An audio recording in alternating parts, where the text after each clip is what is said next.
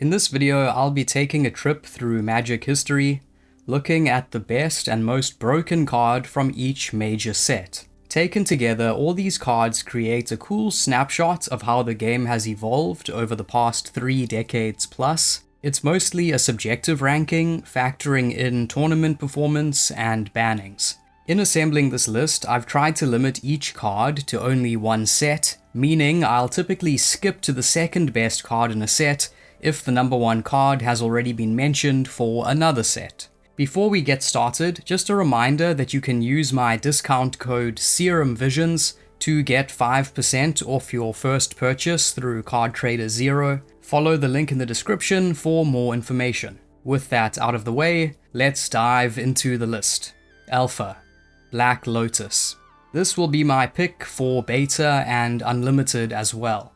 There's a reason this card is a poster child for the game itself. Generating 3 mana at no cost effectively propels you several turns ahead of your opponent right from the start. Beginning with access to 4 times the usual first turn mana frequently creates an insurmountable advantage. You don't need an elaborate setup to capitalize on that burst of resources. With that much mana, there are plenty of ways to win. Early in the game's history, the most famous busted turn 1 sequence was playing a mountain, sacrificing Black Lotus, casting Channel, and finishing with a lethal fireball. Arabian Nights, Bazaar of Baghdad. Bazaar of Baghdad is an unusual land. Instead of producing mana, it trades resources for card selection. You can tap it to draw 2 cards and then discard 3, which means each activation leaves you down a card overall. On paper, that exchange looks inefficient. Because it only occupies a land slot, the Bazaar can slide into many decks, letting you cycle away unwanted cards in hopes of finding stronger options, provided the numbers and synergies make sense. It especially excels in builds designed to exploit graveyard interactions or heavy card filtering, making it potent enough to be banned in Legacy.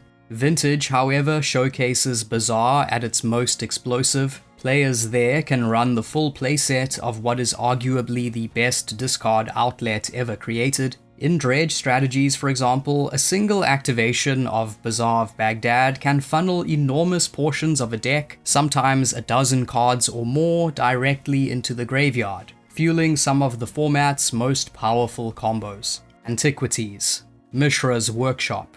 Cards that effectively generate 3 mana without an upfront cost have a long history of warping games, and Mishra's Workshop is a prime example. While it's more limited than Black Lotus, its mana can only be spent on artifacts, and playing it uses up your land drop. The acceleration it provides is still enormous. Even with those constraints, it powers one of Vintage's premier archetypes and is banned in most other formats. For years, Vintage has featured workshop-based strategies as a central pillar of the metagame. Because the format includes abundant fast artifact acceleration alongside Workshop itself, players can deploy expensive, high-impact artifacts at remarkable speed. The main drawback of Mishra's Workshop decks is their narrow focus. Compared to other Vintage builds, they operate within a more restricted slice of Magic's total card pool. Their reliance on artifact synergy limits the range of spells they can realistically include. That limitation, however, comes with a significant upside. Mishra's Workshop unlocks access to a specialized but extremely strong collection of artifact cards, especially those costing 3 mana or more, that many other decks cannot efficiently support. In that sense, choosing to build around Mishra's Workshop represents a deliberate exchange. You give up breadth in card selection in return for unparalleled speed and power within a focused subset of the format. Revised, Armageddon. Armageddon stands as the original benchmark for sweeping land destruction. 4 mana for such a back-breaking effect is no joke, which is why casting Armageddon at a commander table is bound to make you a lot of enemies. Along with Wrath of God, the card helped define White's identity as the color willing to impose symmetrical, game-altering effects on all players. Legends. The Tabernacle at Pendrell Vale.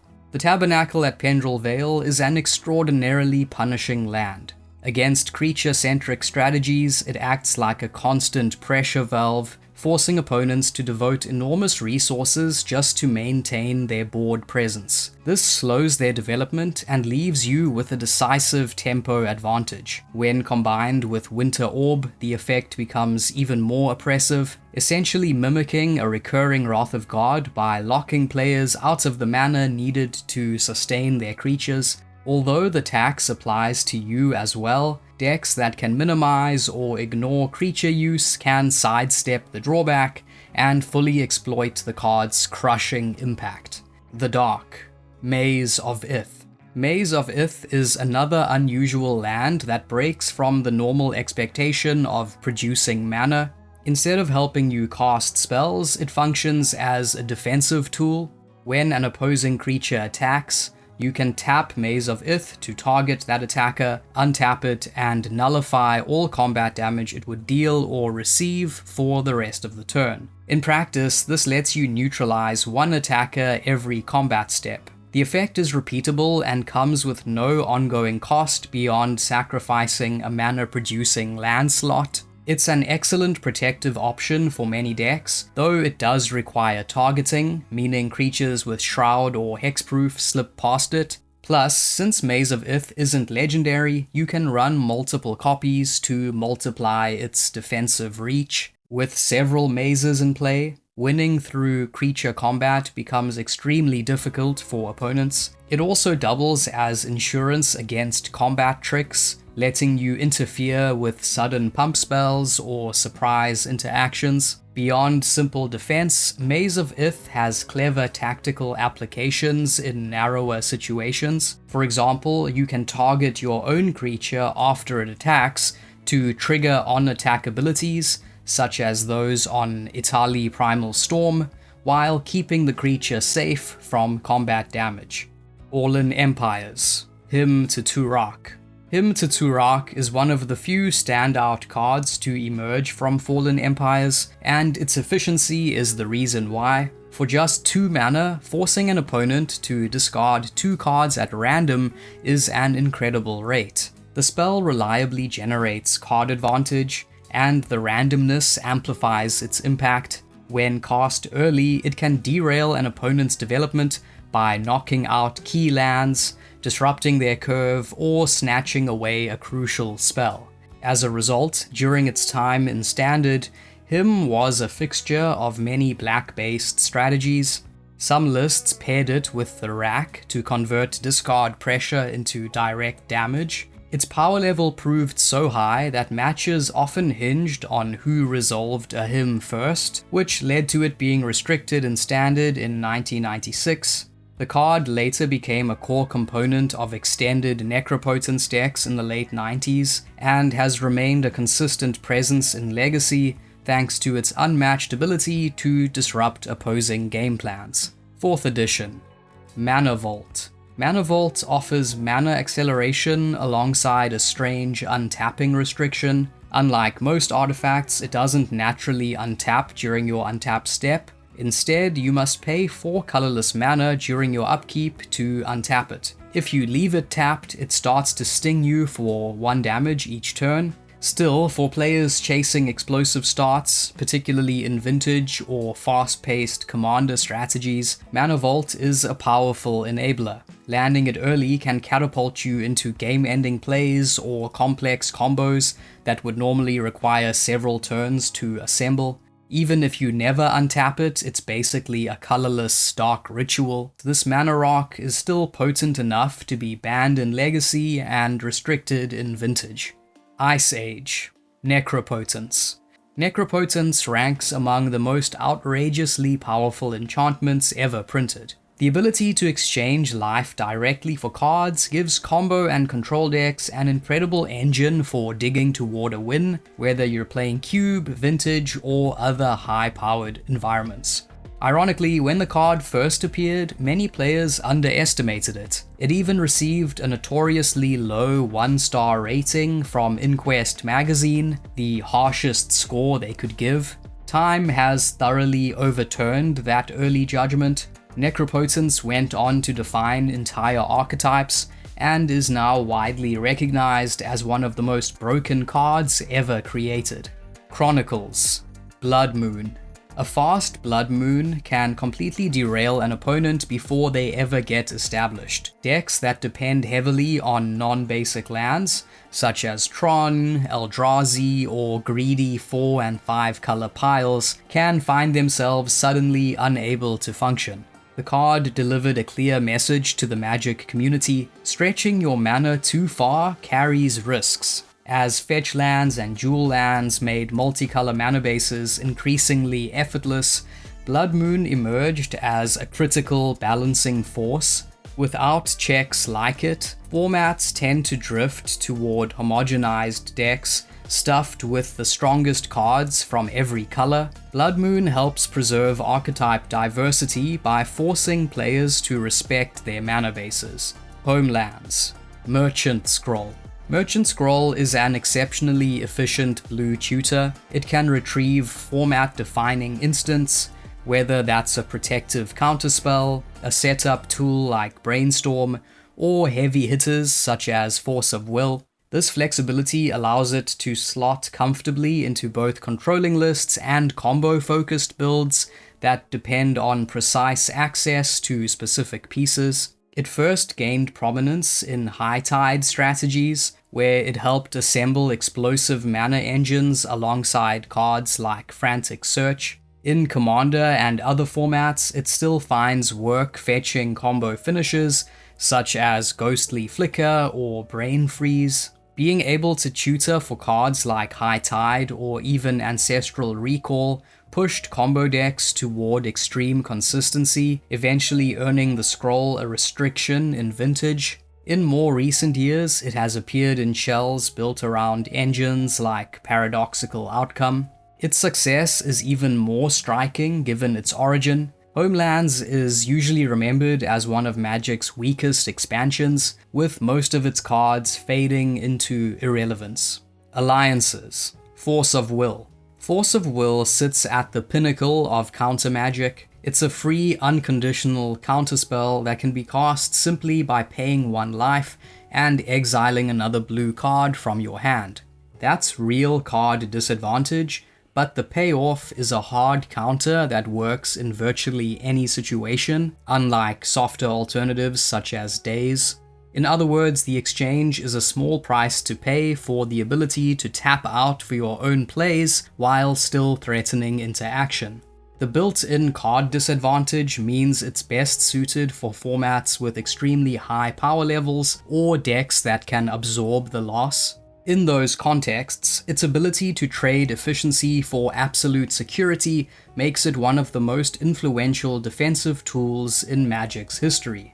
Despite many attempts, no other free counter has matched its overall impact. Compared to later designs such as Force of Negation, it has virtually no restrictions. It can protect your own combo on your turn, or disrupt an opponent's combo at any time. In Legacy especially, Force of Will acts as a stabilizing force, keeping the format from collapsing into unchecked combo chaos. Its presence allows interactive decks to exist in an environment full of explosive strategies. Interestingly, the card wasn't an immediate superstar in its original standard and block environments. It posted only modest tournament finishes in the mid-90s, before exploding in popularity in Extended, where it became a centerpiece of control and combo strategies like Blue-White Control and High Tide. From there, it spread across countless Eternal archetypes, from Miracles and Counterbalance to Sneak and Show and various Delver builds. Mirage. Flash. Few spells in Magic's history have aged as explosively as Flash. When it first appeared in 1996, it looked like a quirky trick, a way to sneak a creature into play at instant speed, perhaps ambushing an opponent with something like Balduvian Horde. The real danger of Flash simply wasn't visible yet because the right partner card didn't exist. Everything changed years later with the printing of Protean Hulk. Suddenly, Flash transformed into the engine of one of the most infamous combos the game has ever seen. By casting Flash to put Protean Hulk onto the battlefield and then immediately sacrificing it through Flash's built-in drawback, players could trigger Hulk's death ability and assemble a lethal chain of creatures in a single sequence. Complex piles involving cards like Karmic Guide, Kiki-Jiki Mirror Breaker, and Carrion Feeder enabled instant wins, sometimes as early as the first turn. The resulting Flash Hulk deck was so overwhelmingly powerful that it was banned almost immediately after dominating competitive play.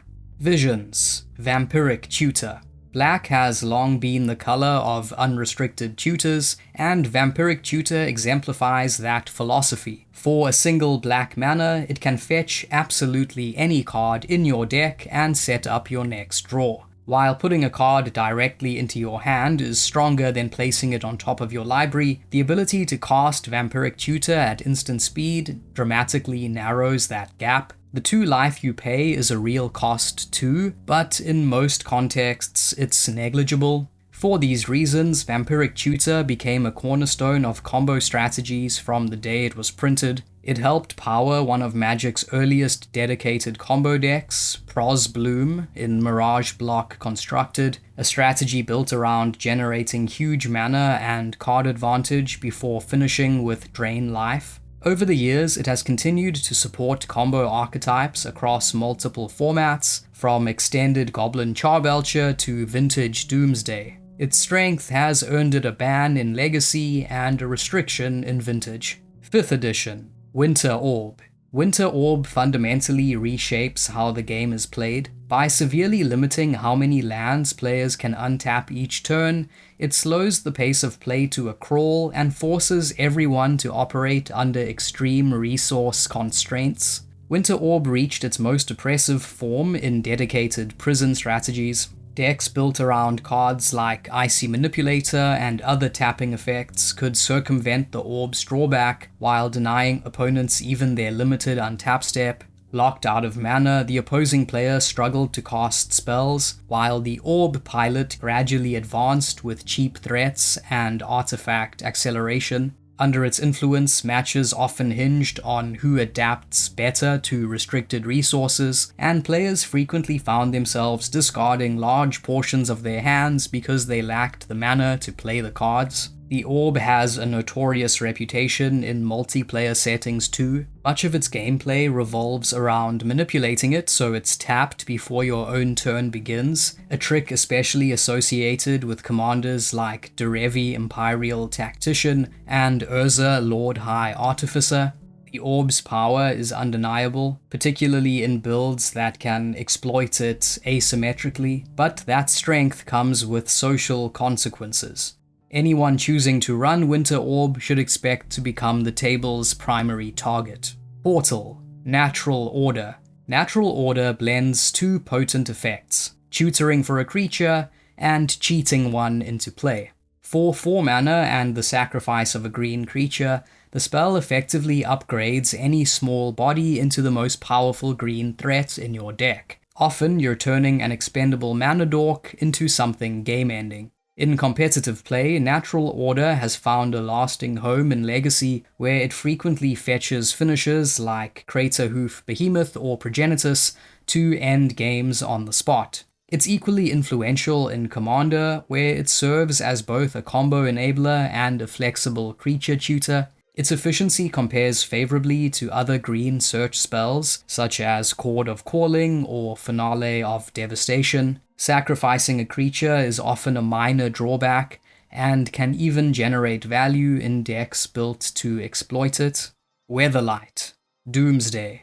With Doomsday, you lose half your life and almost your entire library in exchange for perfect control over your next 5 draws. In practice, that bargain can be worth everything. By choosing and arranging those final 5 cards, you effectively script the rest of the game, often assembling a guaranteed win. It's a quintessentially black design. risky, dramatic, and capable of ending the game almost immediately. Interestingly, Doomsday went largely unused for years after its debut. Early on, the drawbacks seemed too steep. Giving up most of your deck and half your life without immediately drawing cards looked like a terrible trade. That perception shifted around 2010 when Eternal formats began to unlock the card's full potential. Combo archetypes in Legacy and Vintage, including Storm and Ad Nauseam variants, adopted Doomsday as a way to guarantee access to key pieces over a short sequence of turns. Then the card's reputation skyrocketed with the arrival of Thassa's Oracle. By shrinking your library and ensuring Oracle is among your final draws, Doomsday sets up a clean, deterministic win through Oracle's ETB trigger. Tempest, Ancient Tomb. Any land that produces more than 1 mana is worth taking note of, and Ancient Tomb exemplifies how easy it is to push that concept into dangerous territory. It enters untapped and can immediately generate 2 mana, evoking comparisons to Sol Ring. Early tournament play quickly demonstrated its strength. At the Tempest-constructed Pro Tour, players leveraged Ancient Tomb to power out disruptive spells like Turn 2 land destruction, seizing tempo before opponents could stabilize. Nowadays, Ancient Tomb shines brightest in strategies that capitalize on explosive starts. Legacy Stompy decks use it to play lock pieces such as Blood Moon or Chalice of the Void ahead of schedule, while Commander players prize it as one of the best colorless acceleration lands available.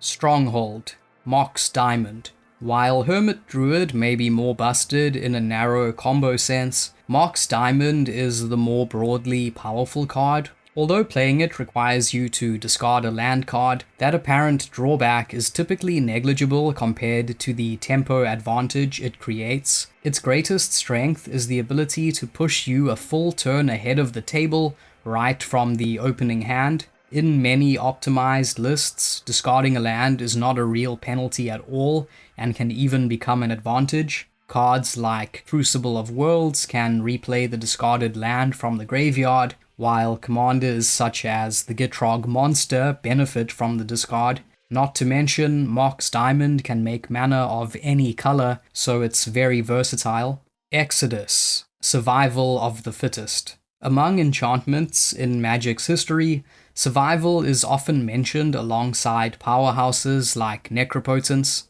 Being able to exchange one creature in your hand for any other creature in your deck for a tiny mana investment is an effect that borders on absurd. Survival of the Fittest turns every creature card into a flexible tutor, letting you repeatedly sculpt your hand while stocking your graveyard in the process. That combination fuels an enormous range of strategies, from classic graveyard engines like Living Death and Recurring Nightmare, to newer synergies built around discard and recursion. Whether you're enabling dredge-style plans or abusing creatures that want to be in the graveyard, survival functions as a devastatingly efficient engine.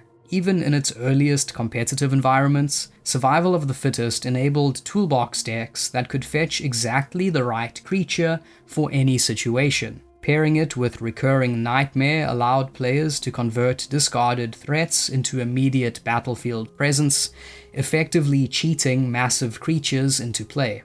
As the card pool expanded, survival only grew stronger. Creatures such as Basking Rootwaller turned discarding into an advantage, while Squee Goblin Nabob largely erased the enchantment's drawback by providing a renewable resource. Later editions like Vengevine and Stoneforge Mystic pushed survival-based decks to extreme efficiency. Those interactions eventually proved too dominant for Legacy, resulting in the card's ban there. Portal Second Age, Goblin Lore. This is a somewhat unorthodox pick, but since Armageddon's already been mentioned and Portal's general power level was pretty low, I'm going with Goblin Lore for this one. On its face, this red sorcery looks like a risky draw spell. Drawing 4 cards is excellent, but discarding 3 at random usually feels punishing, leaving you only slightly ahead on resources and potentially stripping away key pieces from your hand. Within the Hollow One shell though, that drawback becomes an asset. The forced discard fuels graveyard synergies, strengthens creatures that care about cards in the yard, and obviously accelerates Hollow One onto the field, transforming what appears to be a liability into the engine that drives the deck. Goblin Law's random discard creates wildly unpredictable turns, and mastering that chaos is one of the central skills of piloting the Hollow One deck. Since then, lists built around 4 copies of the Law have become the standard configuration for the archetype. Unglued, Blacker Lotus. This Black Lotus parody demands a very literal sacrifice. Mechanically, it's a 0-cost artifact that you can tap and sack to generate 4 mana of any single color. The catch is that you then have to rip the card into pieces. Unsurprisingly, players hated that, and Blacker Lotus was the least popular card design from Unglued. Still, if you ignore the tearing requirement and evaluate it purely on power, Blacker Lotus would be outrageously broken, as essentially it's an upgraded Black Lotus. Urza's Saga, Tolarian Academy. 1998 marked one of the most infamous periods in Magic history, the so-called Combo Winter, when games routinely ended before many players had taken a meaningful turn. At the center of that chaos sat Tolarian Academy. While several spells from the era were eventually banned, the explosive turns that defined the format were largely powered by this land. Decks flooded the battlefield with cheap artifacts, tapped and untapped the Academy for enormous bursts of mana, then chained card draw spells like Windfall or Stroke of Genius to keep the combo going, often finishing the opponent almost immediately. Because of this, many players consider Tolarian Academy one of the greatest design missteps Wizards of the Coast ever made. It interacts disastrously well with fast artifact mana such as Mana Vault, Grim Monolith, Lotus Petal, the Moxen, and of course Black Lotus. With those tools, Academy decks consistently assembled lethal sequences on the first or second turn. Today, Tolarian Academy remains legal only in the most permissive formats, where it still stands as one of the most dangerous lands ever printed. It combines 2 of Magic's historically strongest elements, blue mana and artifact synergy, into a single engine capable of producing overwhelming advantage. Urza's Legacy, Tinker. Tinker is a famous case of a supposedly fixed design that ended up even more broken than the card it was meant to improve. It was intended as a cleaner, more balanced successor to Transmute Artifact, but the result was anything but balanced. For 3 mana and the sacrifice of any artifact, Tinker lets you search your library and drop the best artifact in your deck straight onto the battlefield. For 3 mana and the sacrifice of any artifact, Tinker lets you search your library and drop the best artifact in your deck straight onto the battlefield. And after dominating Standard in 1999, it was swiftly banned or restricted in nearly every format. The raw applications are absurd. Tinker can convert a trivial artifact into a game-ending threat or engine piece, whether that means slamming a gigantic creature ahead of schedule or assembling combo components like Time Vault and Voltaic Key. The card's flexibility is staggering. It turns a modest investment into the most powerful artifact available, often creating board states that opponents simply can't answer. The imbalance comes from how little the sacrifice clause actually asks of the player. Giving up a small artifact is a negligible price compared to the reward of deploying a massive payoff. In contrast, Transmute Artifact required players to pay the difference in mana costs between what they sacrificed and what they fetched, a meaningful constraint that kept the effect in check. Removing that balancing factor pushed Tinker far beyond reasonable limits. Today, Tinker is restricted to a single copy in Vintage and banned everywhere else outside of custom cube environments. Even in its single legal home, it remains one of the most feared cards around. 6th edition, Enlightened Tutor. This tutor traces its roots to the Mirage cycle alongside Mystical Tutor and Worldly Tutor. Of those three, Enlightened Tutor quickly proved the most influential after Mystical. It became a cornerstone of numerous combo strategies by reliably finding key engine pieces, from enchantment-based combos to artifact lock components like Icy Manipulator and Winter Orb. At a higher cost, the effect might have been merely solid, but as a 1-mana instant, it crossed into format-defining territory, eventually earning a restriction in Type 1. Even with its narrower focus, Enlightened Tutor remains one of the most efficient and impactful search spells ever printed for white decks. Portal 3 Kingdoms. Imperial Seal. Imperial Seal is essentially a slower sorcery speed cousin of Vampiric Tutor. While that makes it technically inferior, a 1-mana spell that can find any card in your deck is still extraordinarily strong.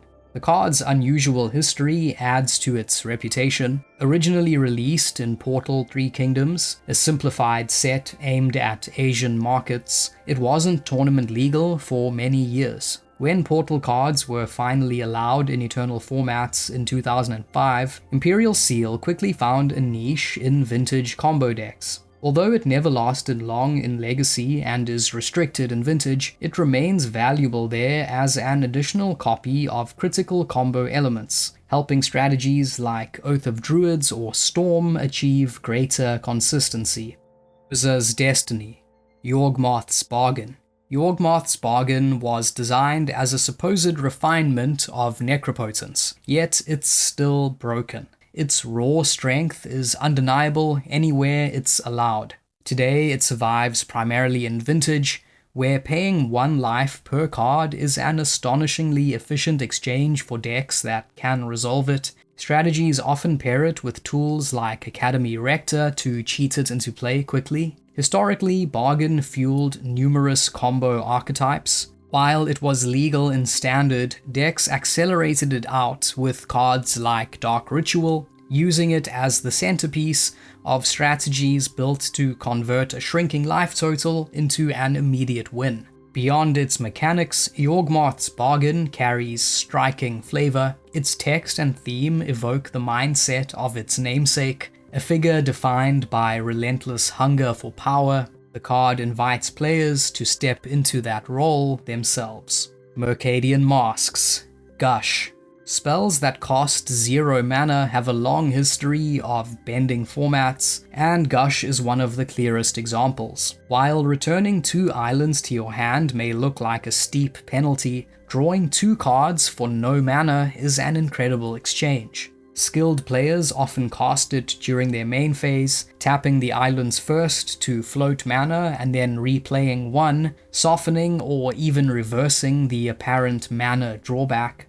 Gush belongs to a class of alternate cost spells that enabled entire archetypes. While it appeared in Standard and Block play, its true impact emerged in larger formats such as Vintage and Extended. Psychotog decks, for instance, converted the extra cards and bounced lands into explosive bursts of damage. In Turbo Stasis strategies, Gush refreshed islands to maintain stasis locks and fueled additional alternate costs like Foil. These synergies turned what seemed like a setback into a powerful engine. Because it effectively provides free card draw, Gush has faced heavy restrictions. It has long been banned in Legacy and Pauper. Even as a single copy, Gush appears in a large share of Vintage decks. The card also helped shape broader deck-building philosophy. By encouraging smaller mana bases and careful sequencing, Gush reinforced what later became known as the Turbo Xerox approach, trading excess lands for efficient spells and card selection. The card offers so much complexity that player Stephen Menendian famously wrote a 300-page book just on Gush. Nemesis. Lin Sivy, Defiant Hero. Lin Sivy, Defiant Hero may look modest by modern standards, but around 2000 she was the centerpiece of a format warping strategy. Rebel decks dominated competitive play, and Lin Sivy was the engine that made the deck tick. The Rebel mechanic defined much of Mask's block. Rebels aligned with white could search for increasingly larger creatures, while their black-aligned counterparts, the mercenaries, worked in the opposite direction by fetching smaller ones. Although the flavor of two opposing factions was appealing, the Rebel approach proved far stronger, chaining upward into progressively more powerful creatures, reminiscent of later designs like Birthing Pod, offered superior scaling compared to the mercenary strategy. Lin Sivy amplified that advantage dramatically. She could fetch any Rebel directly from the deck and even recycle fallen ones from the graveyard, giving Rebel players unmatched consistency and resilience. The result was a notoriously one-sided block-constructed environment. At Pro Tour New York in April 2000, 7 of the top 8 decks were Rebel lists. A major factor in Lin Sivy's power was the old Legend rule. At the time, only one copy of a legendary permanent could exist on the battlefield across both players. This turned matches into a sprint to resolve Lin Sivy first. The player who succeeded effectively shut their opponent out of using their own copy, then leveraged Lin Sivy's tutoring ability to assemble an overwhelming chain of rebels and take over the game. The imbalance was so severe that she was eventually banned in Block Constructed, and the Legend rule itself was later revised to prevent similar situations. Prophecy. Rhystic Study.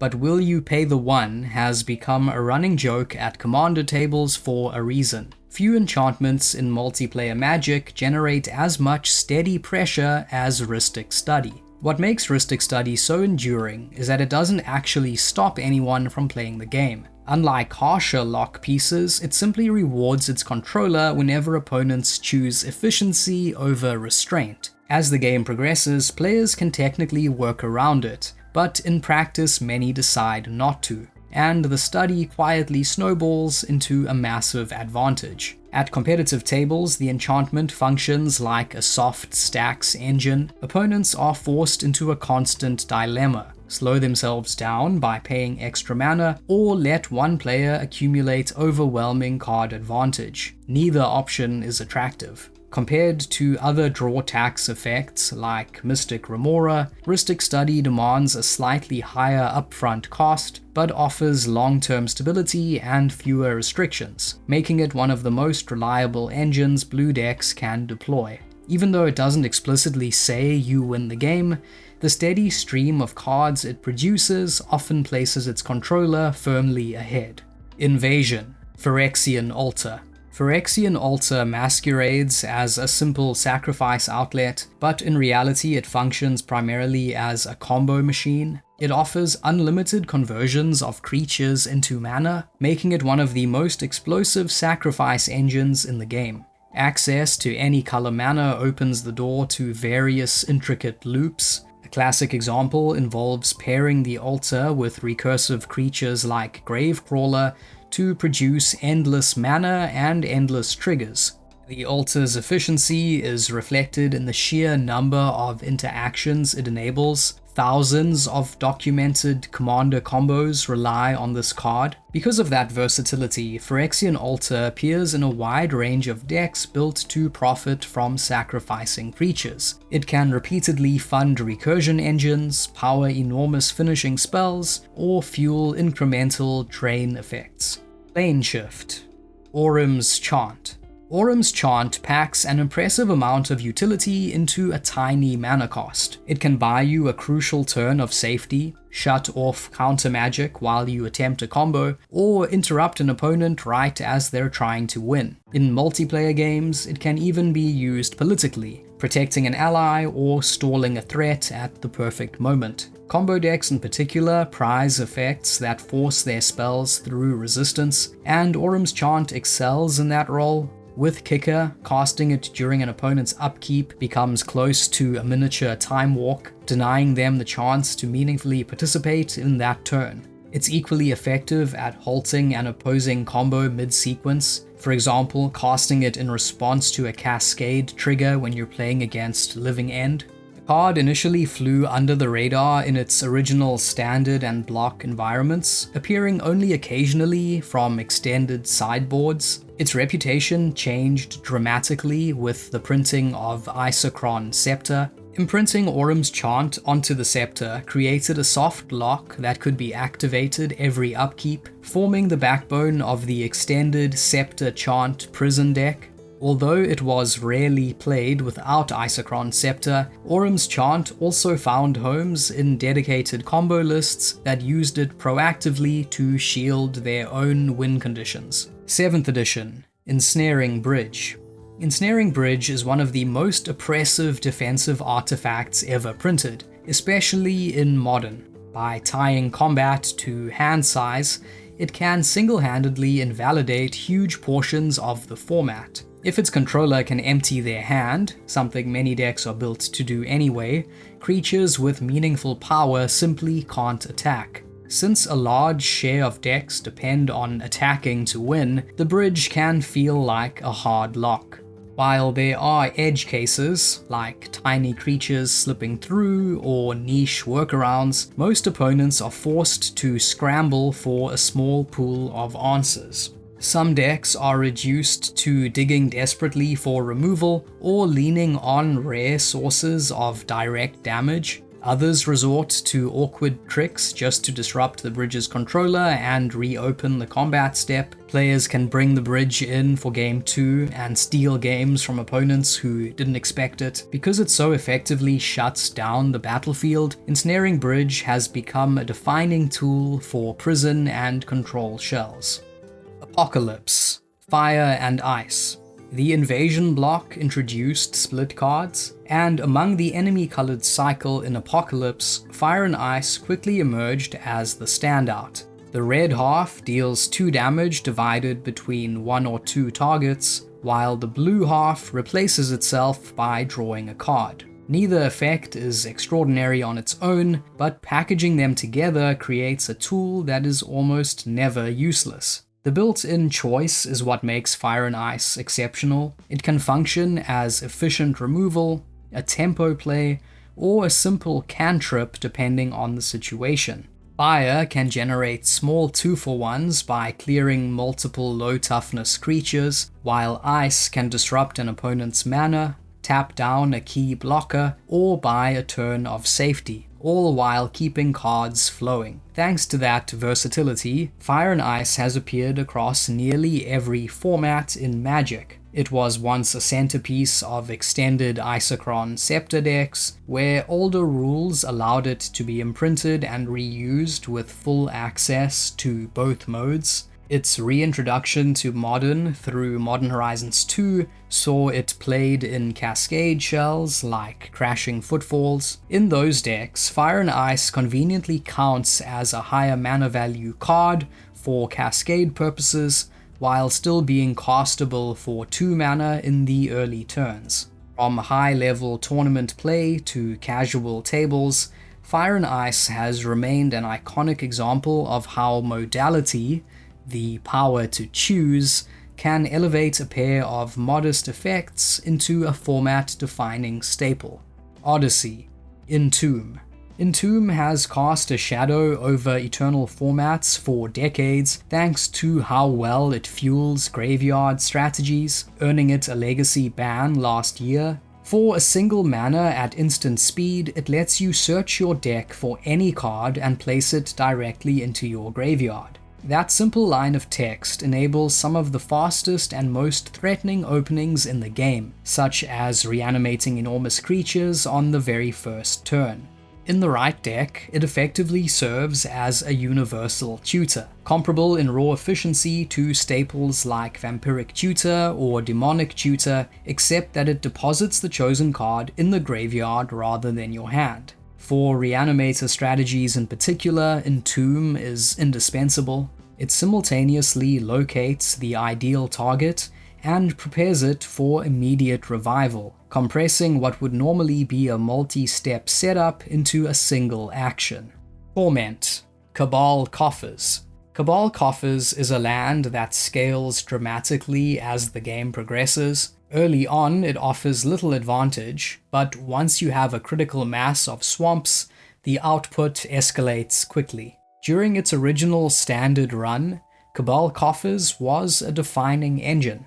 It powered mono-black control strategies to the top of the metagame, giving them access to mana production reminiscent of legendary lands like Gaia's Cradle. That explosive resource generation translated into overwhelming late-game pressure.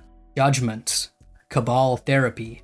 For a single black mana, Cabal Therapy asks you to name a non-land card, reveal your opponent's hand, and make them discard every copy of the named spell. The first cast can be risky if you're guessing in the dark, but even a miss provides valuable information about what you're facing. The real strength lies in its flashback. By sacrificing a creature, you get a second attempt armed with perfect knowledge. In decks built to exploit that, the sequence frequently turns into a 1-mana 2-for-1.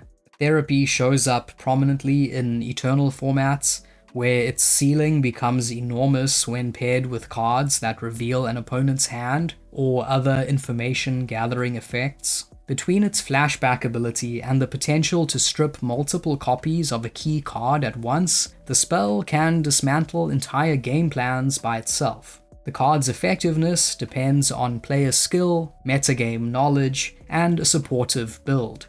Decks that can spare creatures or benefit from sacrificing them, and that can peek at an opponent's hand, unlock Therapy's full power. When those conditions are met, Cabal Therapy becomes one of the most efficient disruption tools available. Its synergy with Gitaxian Probe was so strong that the pairing contributed to Probe's eventual ban in Legacy. Onslaught. The Fetch Lands.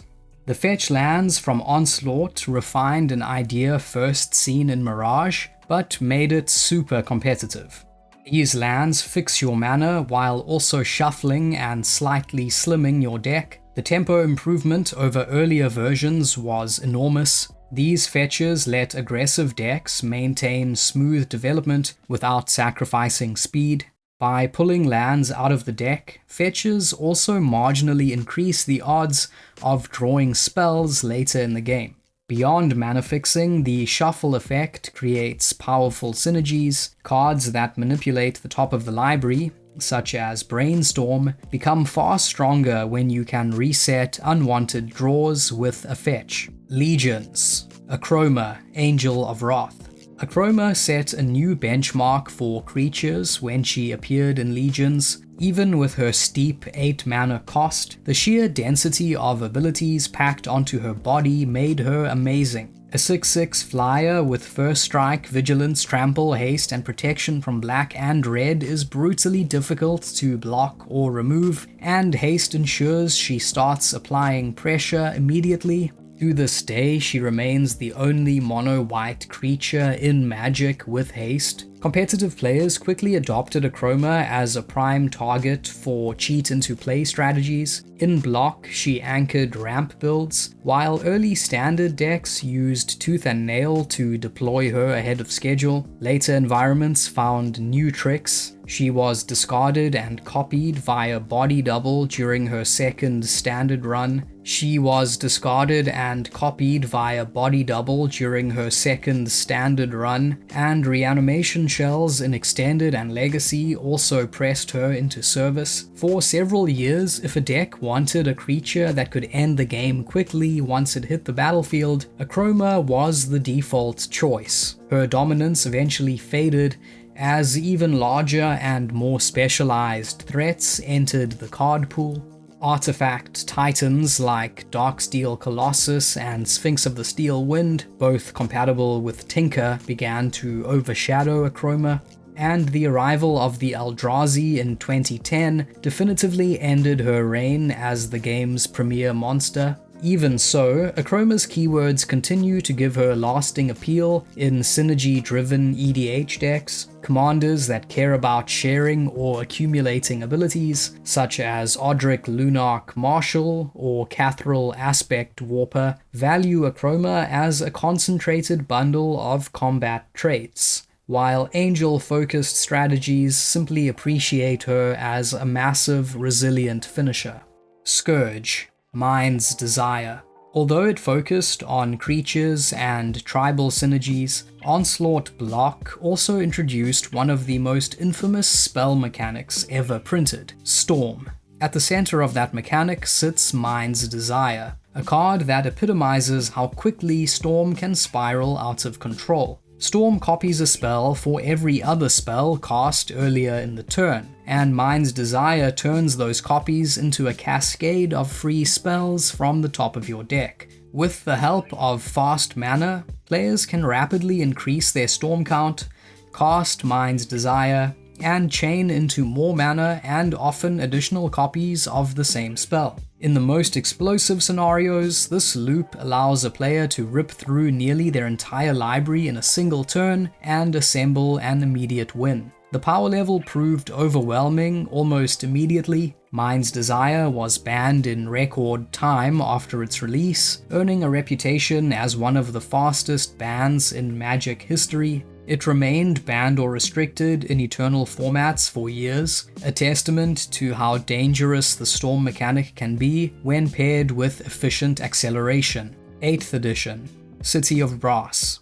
City of Brass is fantastic for 5-color mana fixing. From the very first turn, it can produce any color you need. The trade-off is simple but constant. Every time it becomes tapped, you take 1 damage. Decks stretching across 4 or 5 colors gladly accept the life payments in exchange for flawless access to mana. In Commander, where starting life totals are generous, the drawback is even less punishing. Its combination of reliability and accessibility has kept City of Brass relevant for decades. Mirrodin, Chrome Mox. Chrome Mox represents Wizards' attempt to find a middle ground for Mox design. Powerful enough to matter, restricted enough to feel almost fair. Yet even within its limitations, the artifact still delivers a decisive jump ahead in tempo that can define entire formats. Unlike Mox Diamond, which makes you pitch a land, Chrome Mox trades away a spell.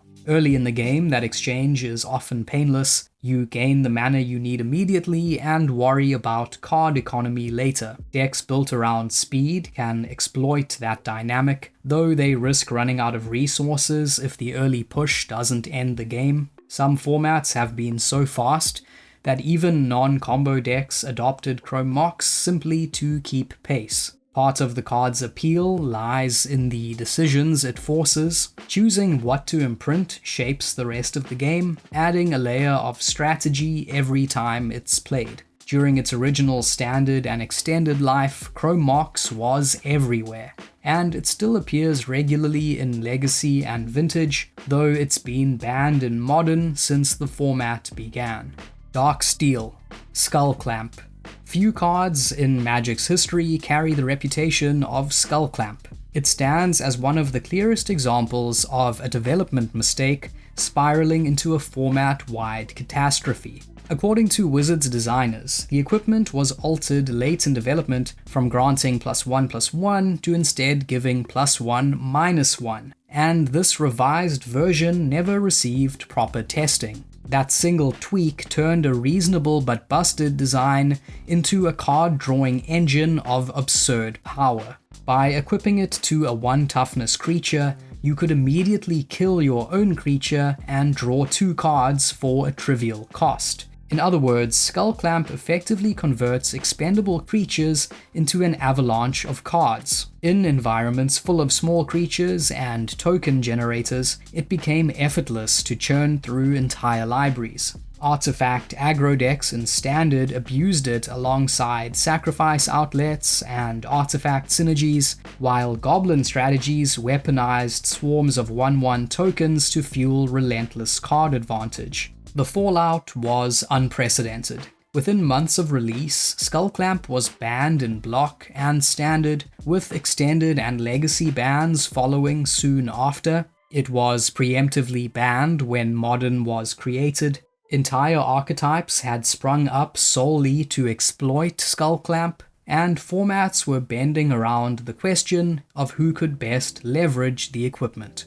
Fifth Dawn, Krark Clan Ironworks. KCI allows players to convert their own artifacts into bursts of mana, a simple trade that becomes dangerous once combo engines enter the picture.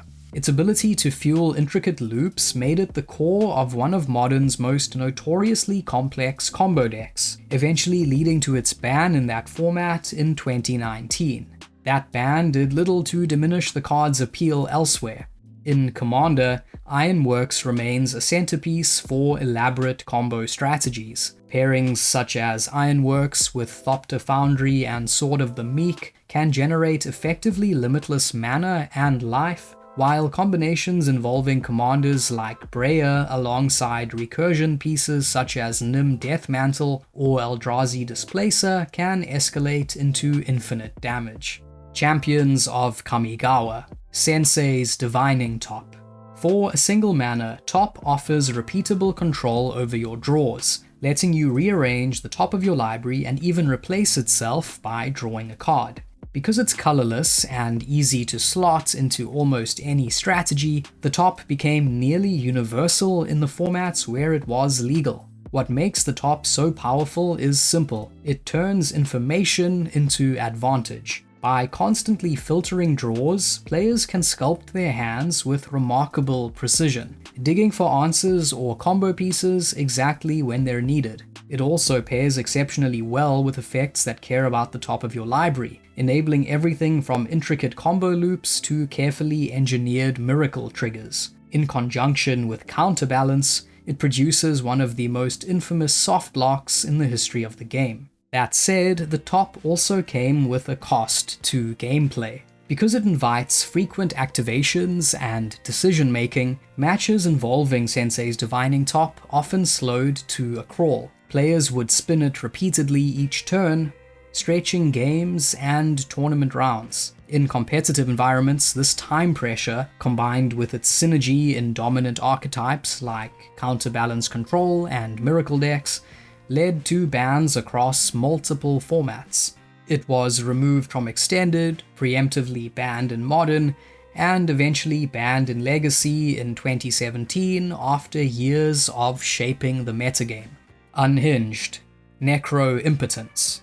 For 3 black mana, this joke card replaces your normal untap step with a system where you can spend life to untap your permanents. It also lets you exile cards from the top of your library for a fractional life payment and then collect them at the end of the turn. Mechanically, the card is a tongue-in-cheek escalation of Necropotence's design. While Necropotence already ranks among the strongest draw engines ever printed, Necro Impotence effectively doubles down on that concept. It allows you to amass an even larger hand without sacrificing your normal draw step, turning life into an even more explosive resource. Skipping your untap phase sounds severe, but in practice the drawback is manageable. You can selectively pay life to untap key lands, or rely on burst mana effects like Dark Ritual to keep spells flowing. In decks built to exploit it, the enchantment's restrictions barely slow it down. You can even ignore untapping altogether and simply overwhelm the game with the sheer volume of cards it produces. If Necro Impotence were legal in competitive formats, it would be totally busted. Betrayers of Kamigawa. Umezawa's Jitte. Umezawa's Jitte arrived at a time when equipment was still a relatively new experiment. While Skullclamp is remembered as the era's biggest design blunder, Jitte wasn't far behind in terms of raw impact. Early reactions underestimated it, some players even doubted it would matter in Limited, but real gameplay revealed a card that could take over creature combat almost by itself. At first glance, paying 2 mana to cast and 2 to equip for no immediate stat boost seems bad. The moment the equipped creature connects in combat, however, the card begins to spiral out of control. Each successful hit loads it with charge counters that can be converted into a range of powerful effects, strengthening your own creature, shrinking or killing opposing threats, or padding your life total. That flexibility makes every combat step tense because the Jitte controller can respond to nearly any situation. The card's dominance spread rapidly across several formats. In Block and Standard, players jammed it into nearly every creature deck, and after a major Standard tournament where it saturated the top 8, it was banned. There was even a period when the old Legend rule, which destroyed both copies of a legendary permanent if a second one entered the battlefield, led decks with no creatures to run Jitte purely to neutralize an opponent's copy. That level of influence speaks volumes about the equipment's power. Extended proved more tolerant, and Jitte continued to anchor aggressive strategies there, but when Modern was created, it was placed on the inaugural ban list to prevent a repeat of the homogenization it had caused before. Jitte has remained a fixture of eternal play. In Legacy, it thrives alongside Stoneforge Mystic, showing up in archetypes like Death and Taxes and Stoneblade, while vintage decks such as Eldrazi Aggro and Ravager Shops have also adopted it. Additionally, because its abilities can be activated even when it isn't currently attached to a creature, its controller can engineer favorable trades and still maintain constant pressure. Though it's no longer the most fashionable equipment in every format, and some players believe it would not be a problem if legalized in Modern, Umezawa's Jitte remains an icon of its era. Saviors of Kamigawa, Pithing Needle. Saviors of Kamigawa was a very weak set, but it did give us one of the most played artifacts in the history of the game. Pithing Needle is a deceptively simple card that answers an enormous slice of Magic's card pool. For a single mana, it can name a card and switch off that card's activated abilities, neutralizing threats that range from utility lands and powerful creatures to planeswalkers and engine pieces like Aethervial. Its reach is so broad that it can cripple strategies built around a single key permanent, which explains why it even earned a ban in Brawl. Because it's cheap and colorless, Pithing Needle fits into virtually any deck and has become a staple sideboard option across competitive formats. Many strategies hinge on activated abilities, and Needle offers an efficient, universal answer that doesn't require committing to a particular color. As a result, it shows up constantly in Modern sideboards, is close to mandatory in Legacy sideboards, and sees extensive play in Vintage as well. Nowadays, it's frequently tutored up by Urza's Saga. Where most other cards from Kamigawa block have long been power crept out of competition, Pithing Needle still sees serious play, making it one of the most enduring hate cards ever printed. 9th edition. Seething Song. Seething Song is one of Red's most explosive ritual effects. It converts 3 mana into 5, a jump large enough to enable game-ending plays far earlier than most decks are meant to handle. Combo strategies built around speed have long valued it for exactly that reason. Decks focused on cheating massive threats into play, such as builds centered on sneak attack or through the breach, can use Seething Song to assemble lethal turns with startling consistency. That level of acceleration eventually caused it to be banned from Modern, where Storm decks were using it to produce too many reliable turn 3 wins. Ravnica City of Guilds. Golgari Grave Troll. Golgari Grave Troll represents the extreme end of the dredge mechanic, boasting Dredge 6, the largest dredge value ever printed. That single number is what makes the card infamous. Instead of drawing normally, you can repeatedly mill 6 cards to return the troll to your hand, accelerating graveyard setups at a pace few other cards can match. Although it can grow into a sizable creature by accumulating +1/+1 counters from creatures in your graveyard, casting it is rarely the point. In practice, the Troll serves as a high-efficiency engine for dumping cards into the graveyard as fast as possible. Because of that, Golgari Grave Troll became a cornerstone of dredge strategies across multiple formats, including Extended, Modern, Legacy, and Vintage. Its impact on Modern was especially dramatic. It holds the unusual distinction of being banned in the format twice. Initially banned when Modern was created, Troll was briefly reinstated in 2015, only to be banned again in 2017 after dredge decks surged to the top of the metagame. Guild Pact, the Shocklands.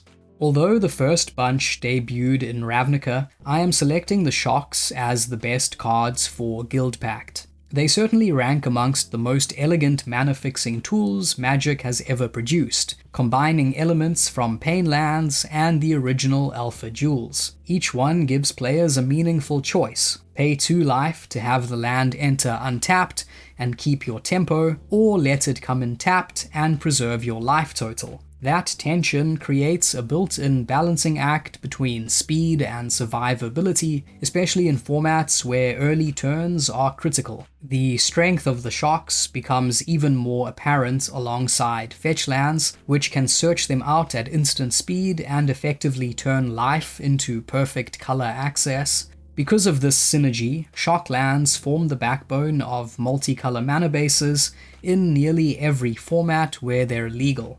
Dissension, Spell Snare. Since we've already mentioned Protean Hulk in the context of Flash, I'm going to choose Spell Snare as the best card from Dissension. It's a very narrow but hyper-efficient counterspell whose power waxes and wanes depending on how many powerful 2-drops there are in a format. Back in the day, it famously took out the likes of Dark Confidant and Tarmogoyf, and now it cleanly answers staples such as Ajani Nakatl Pariah, Badger Mole Cub, and Ruby Medallion. Since its release, Spell Snare has appeared in more than 20,000 decks on MTG Top 8, a testament to its utility. Cold Snap, Dark Depths. Dark Depths is a land capable of creating an enormous 20/20 flying indestructible demon token. While the card appears to demand an onerous investment, 30 mana to remove all the ice counters, players quickly discovered ways to bypass that cost. The first major breakthrough came with Vampire Hexmage, which could remove all the counters at once and immediately free Marit Lage. That interaction proved strong enough to earn bans after Depth's combo decks reached the top tables of major tournaments. In Legacy, the card found an even more enduring home in lands strategies. These decks, packed with land tutors and synergies, used Thespian's Stage to copy Dark Depths. The copy enters without counters and instantly creates the token. This approach has produced repeated high-level finishes and remains a defining feature of the archetype. With this line, players would win games without casting a single spell. Indeed, a big part of what makes Dark Depths especially dangerous is that it is a land. Lands are among the hardest permanents to interact with, so once the combo is assembled, many opponents have only a narrow window to respond.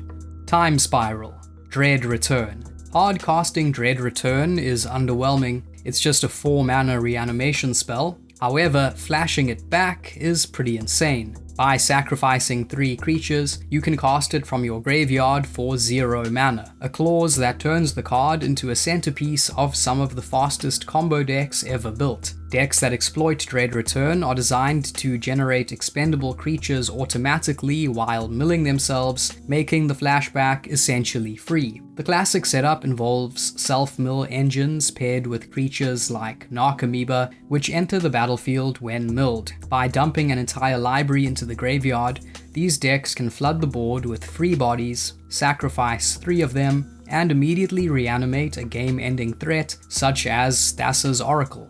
Strategies like Oops All Spells and Cephalid Breakfast rely on this sequence to win in a single turn, often before an opponent can meaningfully respond. That efficiency proved too much for Modern, where it was included on the format's original ban list and remains there today. In Legacy, it continues to power niche but explosive combo archetypes built around Total Self-Mill, a role which the card also plays in Pauper. Planar Chaos, Simian Spirit Guide.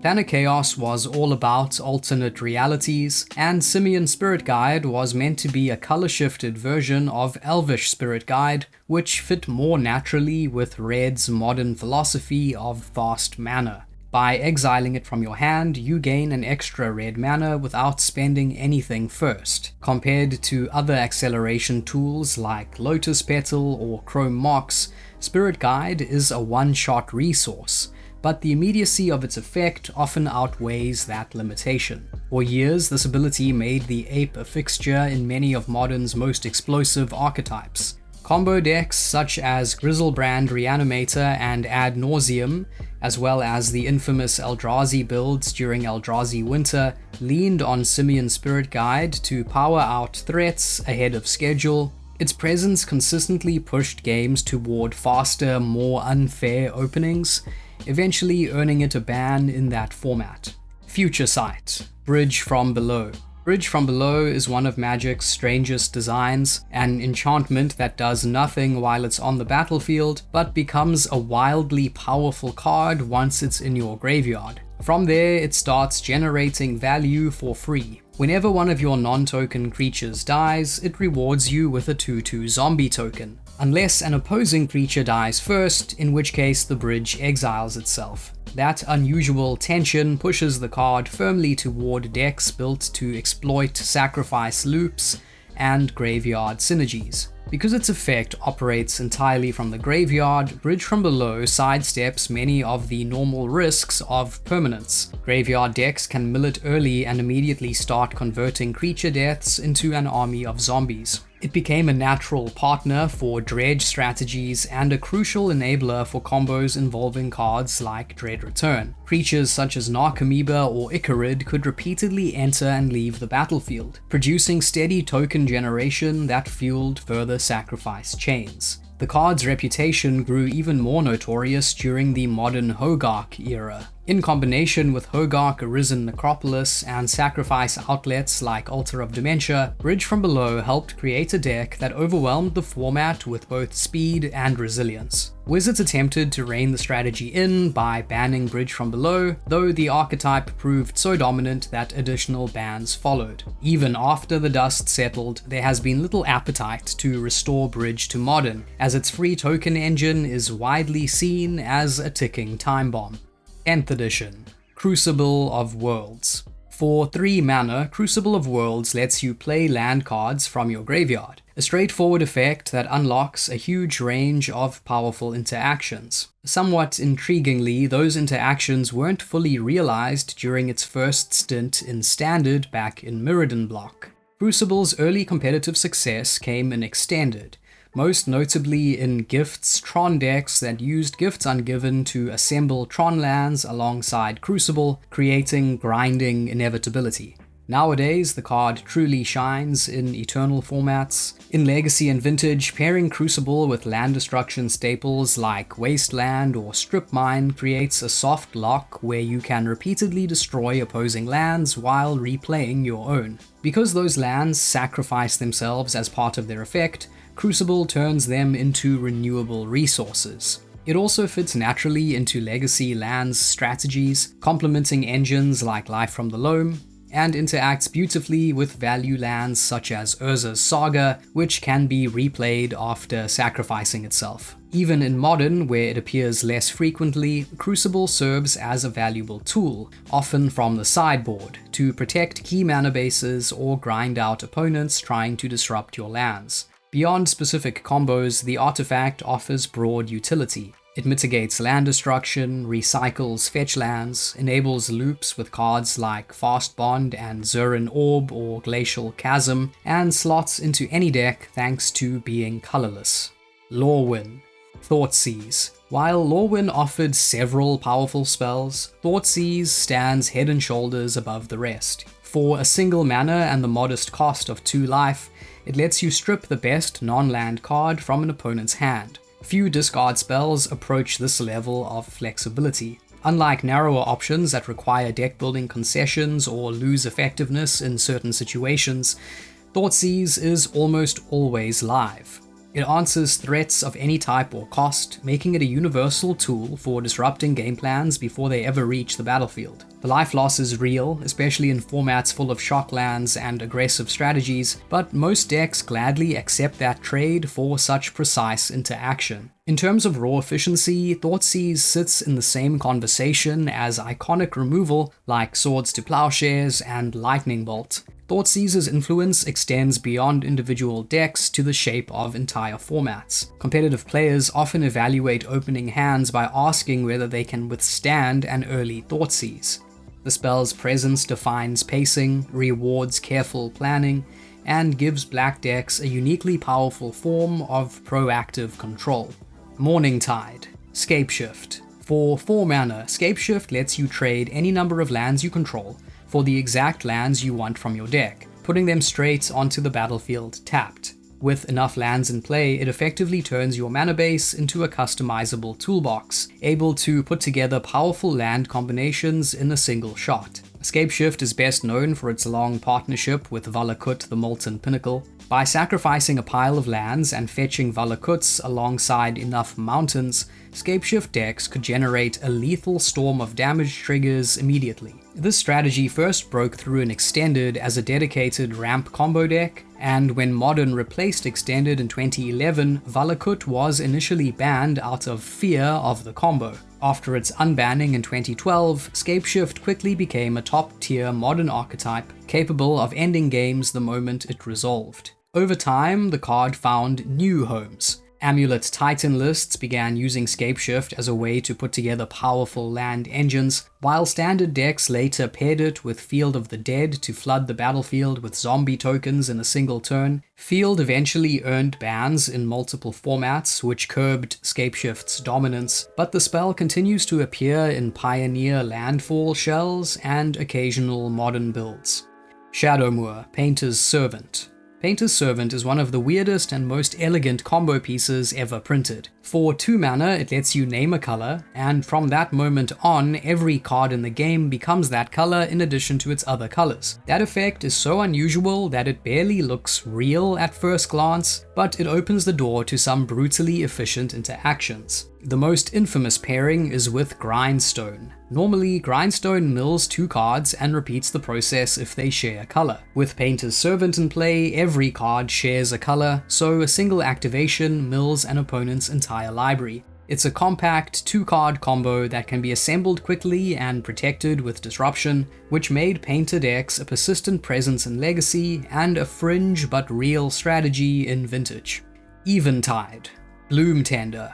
At baseline, it's a simple mana dork, but in multicolor decks, it scales at a ridiculous rate. For 2 mana, you get a creature that taps for 1 mana of each color among permanents you control. In a 4 or 5 color deck, that can easily mean tapping for 3, 4, or even 5 mana as early as the mid-game. That ceiling is what pushes Bloom Tender from good ramp into combo territory. When paired with untap effects like Freed from the Real or similar cards, Bloom Tender can generate infinite mana with very little setup.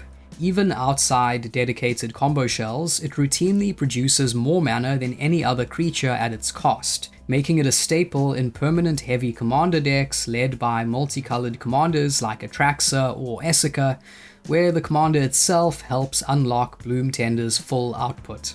Shards of Alara, Ad Nauseam. For 5 mana, Ad Nauseam can effectively let you tear through the majority or the entirety of your library, a level of card draw that propelled it to prominence across several formats. By pairing it with effects like Angel's Grace and Phyrexian Unlife, you can ignore the life loss, draw every single card, and assemble the cards you need to win on the spot. The sorcery once headlined a combo archetype in Modern, served as a core piece in Legacy Ad Nauseam Tendrils decks, and it remains one of the most threatening spells in competitive EDH. Conflux, Noble Hierarch. Noble Hierarch combines exceptional color fixing with the ability to apply steady combat pressure. turning what looks like a fragile support creature into a meaningful offensive tool. Thanks to Exalted, Hierarch can both generate mana and still influence combat on the same turn, subtly increasing damage output. Modern has been Hierarch's primary home. Early in the format, it was integral to Birthing Pod decks, enabling explosive starts that could land a pod as early as turn 2. It also became a staple of Infect strategies, where it both accelerated mana for pump spells and enhanced lone attackers with Exalted. After Birthing Pod's banning, Hierarch remained relevant in successor shells built around Chord of Calling and Collected Company, and it has more recently contributed to top-tier humans lists, where its non-elf typing can even be advantageous. Beyond Modern, Noble Hierarch has maintained a strong presence in Legacy. It has posted impressive results in a range of archetypes, including blue-green and green-white Madness variants, survival of the fittest builds, show and tell strategies, and several black-blue-green shells. Alara Reborn, Violent Outburst. This set also gave us classics like Sen Triplets and Bloodbraid Elf, though Violent Outburst is its most abusable card nowadays since it's a cheap cascade enabler. When it came out, players quickly realized it paired absurdly well with suspend spells that technically had no mana cost. In extended, Outburst fueled Hypergenesis decks that reliably cascaded into their namesake sorcery, cheating enormous threats onto the battlefield in the opening turns. That role made Violent Outburst a driving force behind several modern cascade archetypes as well, most notably Living End and later Crashing Footfalls. What made Violent Outburst the best 3-mana cascade spell was the fact that it was an instant. Casting Violent Outburst during an opponent's turn reduces a lot of the risk inherent in such a strategy. It allows the cascade player to untap with all their mana open and Rhino tokens or cycling creatures ready to attack. This also meant that you could use Force of Negation to protect the combo, since Force costs 0 mana on opponents' turns. In addition, for a while, players could use Violent Outburst to cascade into Valki, God of Lies, and then choose to cast its Blackface, Tybalt, Cosmic Imposter. Decks exploiting this loophole performed well in both Modern and Legacy, prompting a rules change to shut down that interaction. Eventually, Violent Outburst was banned from Modern outright in order to weaken cascade decks and reduce their meta share. Magic 2010. Ponder.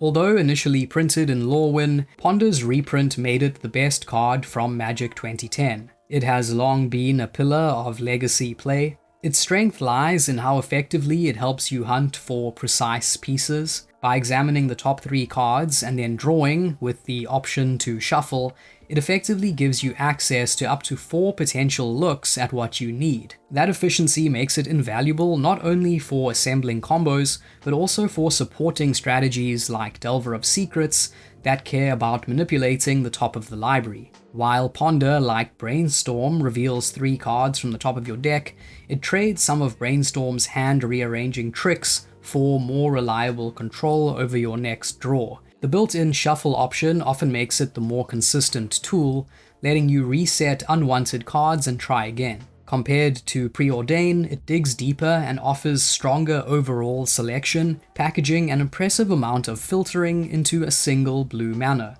The result is a cantrip that provides exceptional card quality and access to more options than almost any of its competitors. Zendikar. Iona, Shield of Emeria. Iona is one of those cards whose power level shifts dramatically depending on what your opponents are playing. Against a single color deck, her ability to shut off an entire color of spells can effectively end the game by itself. Even versus multicolor strategies, a well-chosen color can cripple an opponent's plan and lock them out of meaningful interaction. When she first appeared, Iona quickly became a premier target for reanimation strategies and saw serious constructed play. Standard decks once used Polymorph to transform smaller creatures into her, while extended lists relied on graveyard-based tools like Dread Return.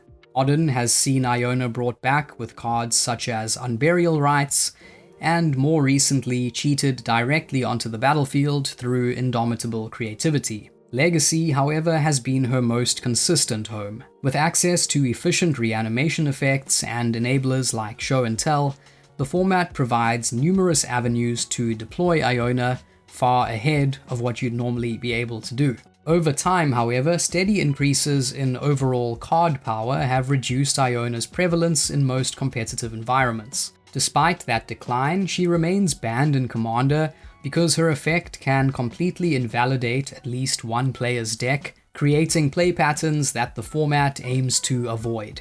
Worldwake, Eye of Ugin. Eye of Ugin originally looked modest, offering a permanent 2-mana discount on Eldrazi spells at a time when most Eldrazi were enormous 7-mana plus finishes. Early on, that reduction didn't seem especially format warping. Everything changed with the arrival of Oath of the Gatewatch, which introduced a wave of smaller yet still highly efficient Eldrazi. Suddenly, Eye of Ugin became the engine behind one of Modern's most infamous periods, Eldrazi Winter, a stretch of dominance so extreme that it only ended when the land was banned. Lands that effectively generate extra mana have always been dangerous, and Eye of Ugin pushed that principle even further. Instead of simply producing extra mana in the traditional sense, it granted sweeping cost reductions that could apply to multiple spells in a single turn. The trade-off was a deck-building restriction, since you were limited to Eldrazi, but the payoff was an overwhelming mana advantage. Eldrazi decks in Modern enjoyed access to multiple mana-boosting lands,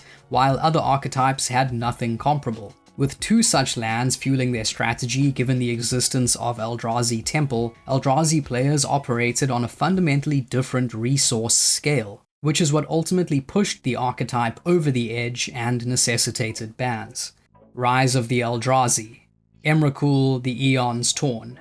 A 15/15 flying titan that grants an extra turn when cast and devastates an opponent's board on attack, she represents the upper limit of what a single creature can do. With Annihilator 6, any successful attack usually spells the end of the game in short order. Emrakul is also tough to interact with. She cannot be countered, she shrugs off colored removal, and she flies over most blockers. Although her 15 mana cost is enormous, resolving her almost always translates into victory. That steep mana cost kept her from dominating Standard. She only made scattered high-level appearances in that format, including a Grand Prix top 8 in a Polymorph shell and a World's top 8 in an Eldrazi ramp strategy. Modern players, however, proved more capable of harnessing her power. Tron decks in particular developed the mana engines needed to hardcast Emrakul, while other archetypes realized that simply putting Emrakul onto the battlefield was good enough. Spells like Through the Breach and Goryo's Vengeance enabled explosive plays where a single attack could decide the match. Variants of these strategies continue to use Emrakul today. Legacy offers even more efficient ways of cheating in Emrakul. Cheat into play engines such as Sneak Attack and Show and Tell revolve around landing enormous threats quickly, and Emrakul stands alongside Griselbrand as one of the premier finishers in those decks. Magic 2011.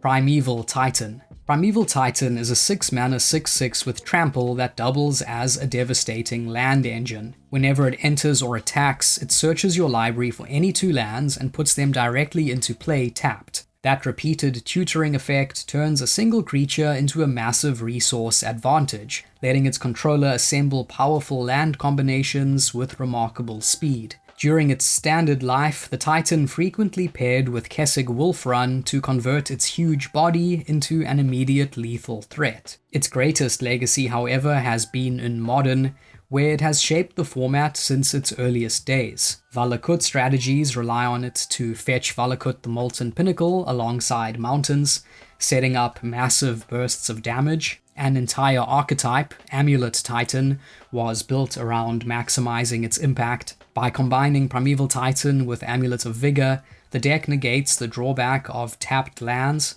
while Ravnica bounce lands and extra land drop effects allow it to generate 6 mana astonishingly quickly, sometimes as early as the second turn.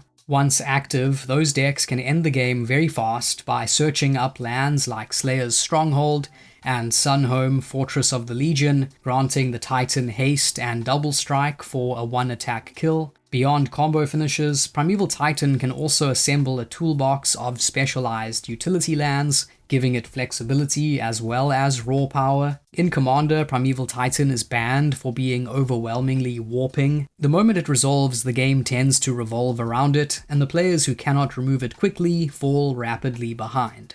Scars of Mirrodin.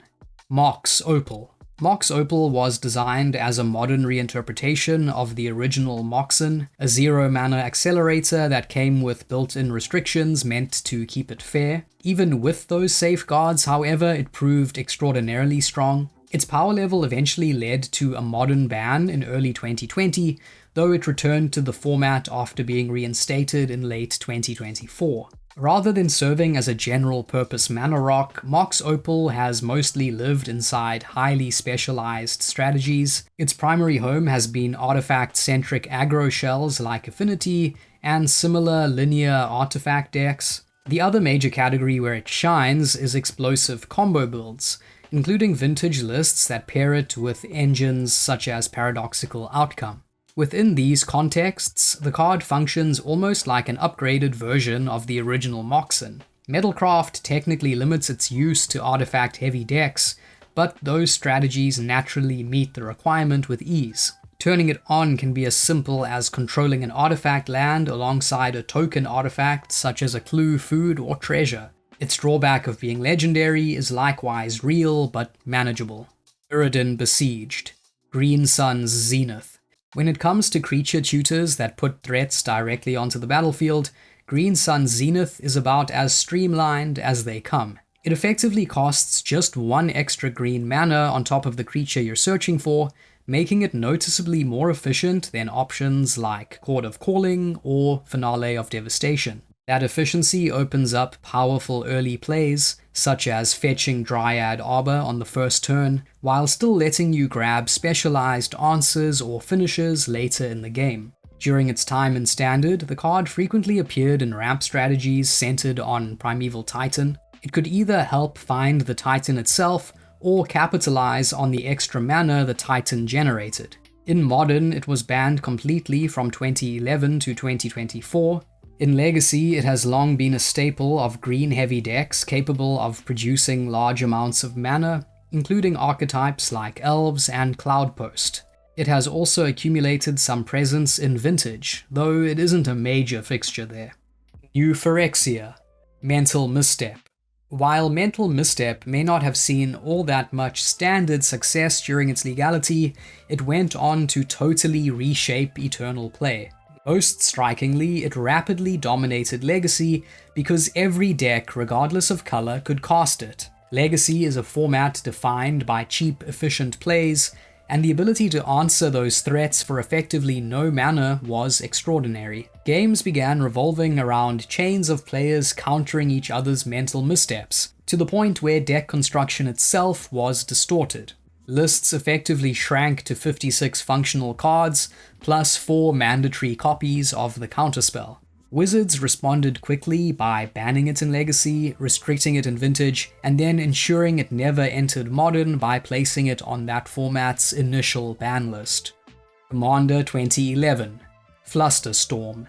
Storm is generally considered the hardest mechanic to balance, and Flusterstorm is a rare example of it actually being done well. It's a 1-mana answer that has earned a reputation as a nightmare for decks trying to chain spells together in a single big turn. It's a Storm card designed to counter Storm strategies. The Storm ability multiplies the pressure, creating a cascade of copies that are extremely difficult to pay through. Even if an opponent can cover the cost of 1 or 2 instances, the rest of the stack often slips through and shuts the play down. This dynamic becomes even more pronounced in multiplayer settings like Commander, where long counterspell exchanges are common. A well-timed Flusterstorm, dropped after several players have exhausted their mana in a stack battle, can effectively sweep the exchange in your favor. More recently, Flusterstorm has become a nifty tool for dealing with consign to memory, since its storm copies are well suited to answering that card's replicatability. Magic 2012 Grand Abolisher. For 2 white mana, you get a 2/2 body that locks opponents out of interacting during your turn. While it offers no protection on opposing turns, it ensures that when it's your turn to act, you do so without interference. In that sense, it plays a similar role to Teferi Time Raveler, shielding your plays from disruption.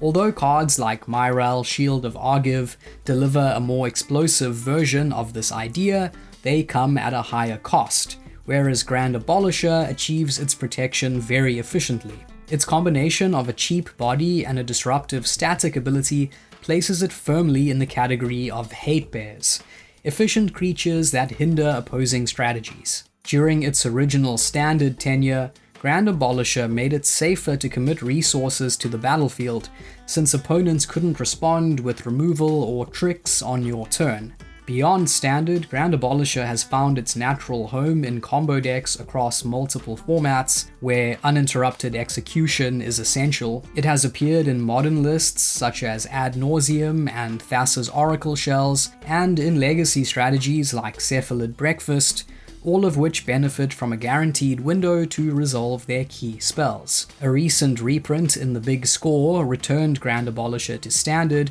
and introduced it to Pioneer, where it has once again gravitated toward combo archetypes. It now supports Omniscience builds in Standard and Lotus Field strategies in Pioneer, while also seeing some play in aggressive white decks.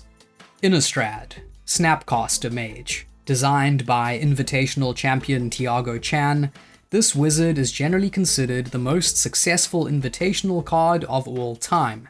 Indeed, Snapcaster Mage was once widely viewed as the premier blue creature in Magic, a fixture across multiple competitive formats. Over time, however, escalating power levels, particularly among creatures, and a shift away from spell-heavy blue control strategies have reduced Snapcaster's presence. Even so, its underlying strength hasn't disappeared completely. As new efficient spells enter the card pool, Snapcaster remains poised to regain relevance thanks to how well it scales with powerful instants and sorceries. Its signature ability grants flashback to a spell in your graveyard, effectively letting you reuse key interaction or damage spells at the exact moment you need it. That flexibility creates enormous value.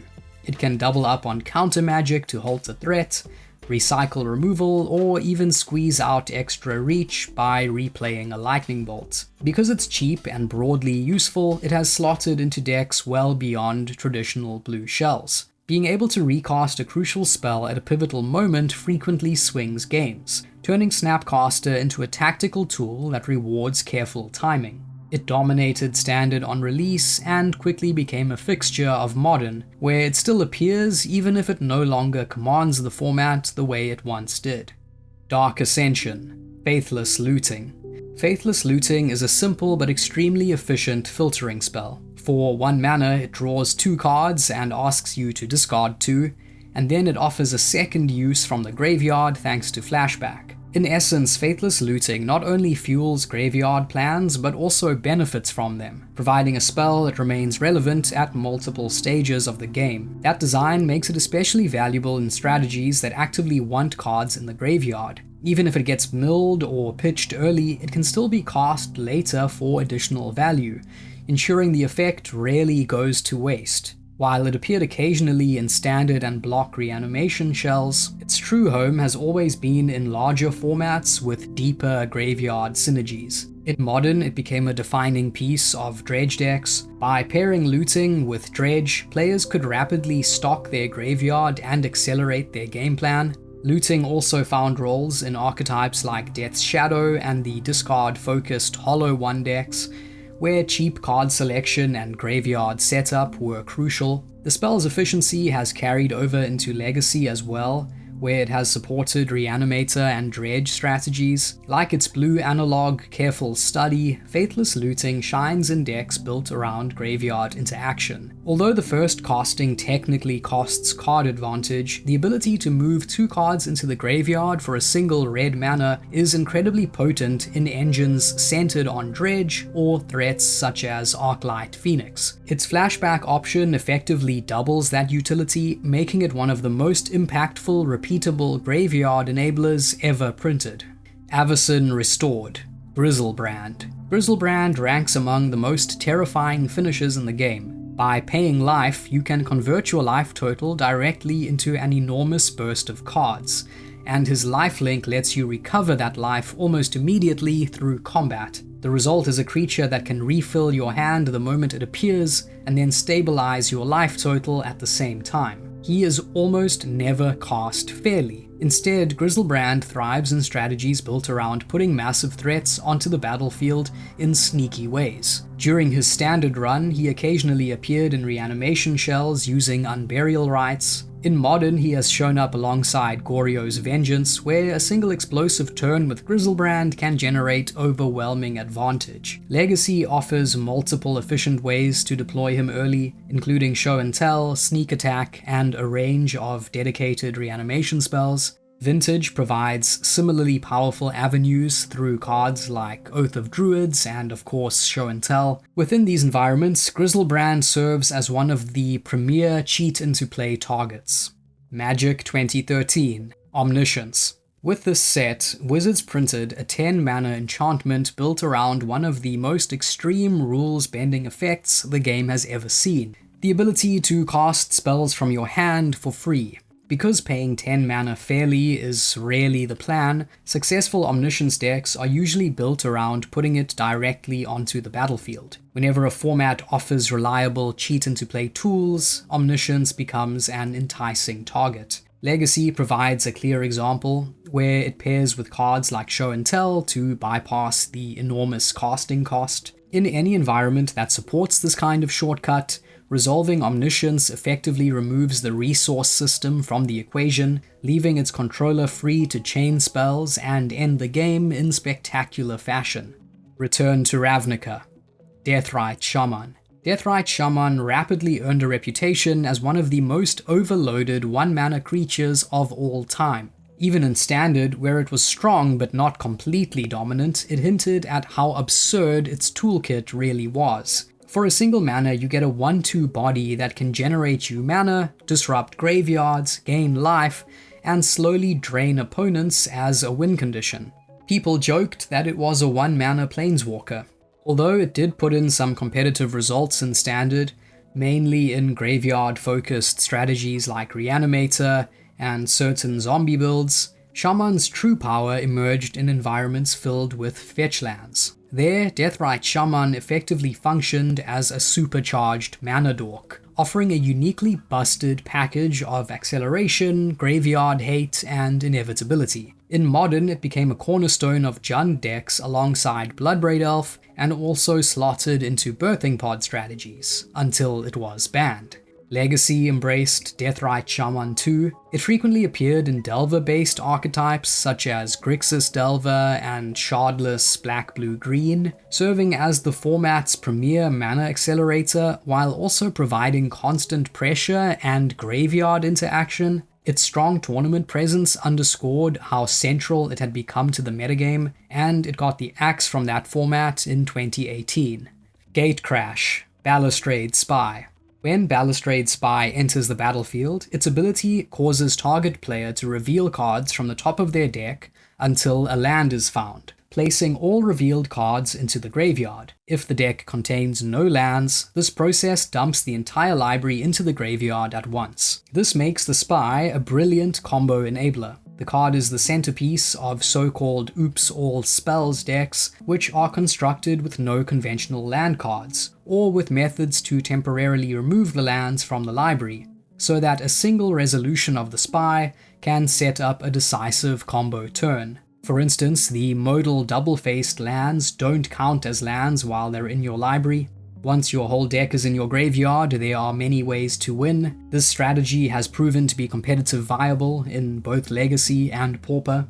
Dragon's Maze, Notion Thief. Competitive EDH decks revolve around efficient card draw, and Notion Thief functions as a uniquely powerful tool in that ecosystem. In that format, wheel effects are already common because they dramatically reshape hands. When paired with Notion Thief, these spells become devastating. Instead of simply resetting hands, they funnel nearly all the resulting card draw to one player, often creating a winning position immediately. Likewise, shared card draw engines become vicious when paired with the Thief. In short, the card's strength comes from its ability to produce overwhelming, uneven card advantage while simultaneously disrupting opposing draw effects, all at instant speed.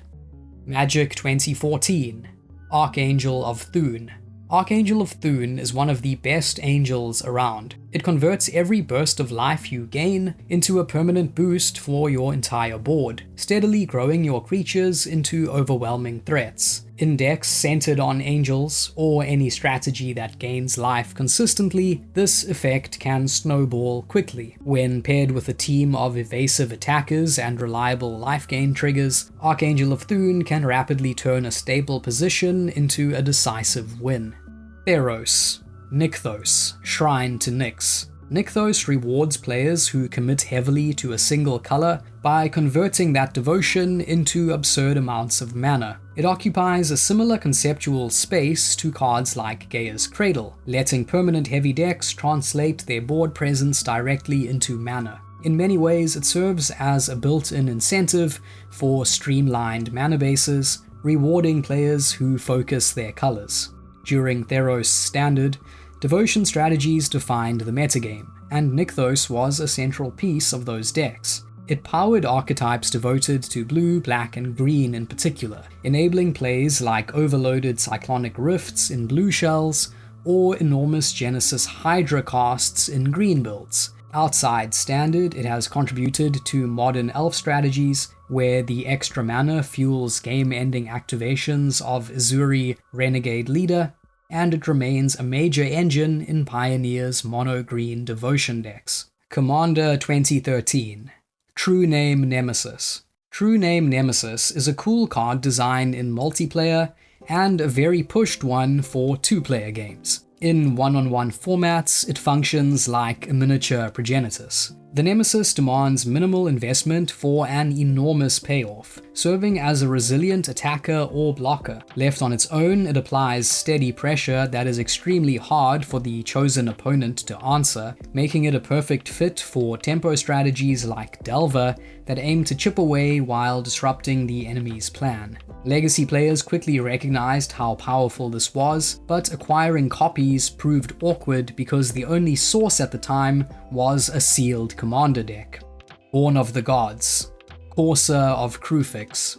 This card doesn't see much competitive play now, but it was a great mid-game engine while it was in Standard, appearing in almost 2,000 decks on MTG Top 8. For 3 mana, Courser comes as a sturdy 2/4 enchantment creature that combines durability, card selection, and life gain, making it a powerful stabilizing tool. By letting you reveal the top card of your library and play lands from there, it effectively filters your draws. Every land you play off the top is one less land you'll draw later, which increases the likelihood of hitting action spells and finishes. This ability to convert land drops into virtual card advantage is the heart of its strength. This dual role, resource development paired with improved draw quality, helped green decks maintain momentum throughout the game. Journey into Nyx, Mana Confluence. Mana Confluence is essentially City of Brass, but made along modern design principles. Like its predecessor, it shines most in decks stretching across 4 or 5 colors, where flawless fixing outweighs the life loss. Some aggressive strategies are even willing to sacrifice a chunk of their starting life total in exchange for casting their spells on curve without hesitation. Magic 2015, Urborg, Tomb of Yawgmoth. Urborg is an unusual land. Despite lacking a printed mana ability of its own, it effectively taps for black by turning itself and every other land on the battlefield into a swamp.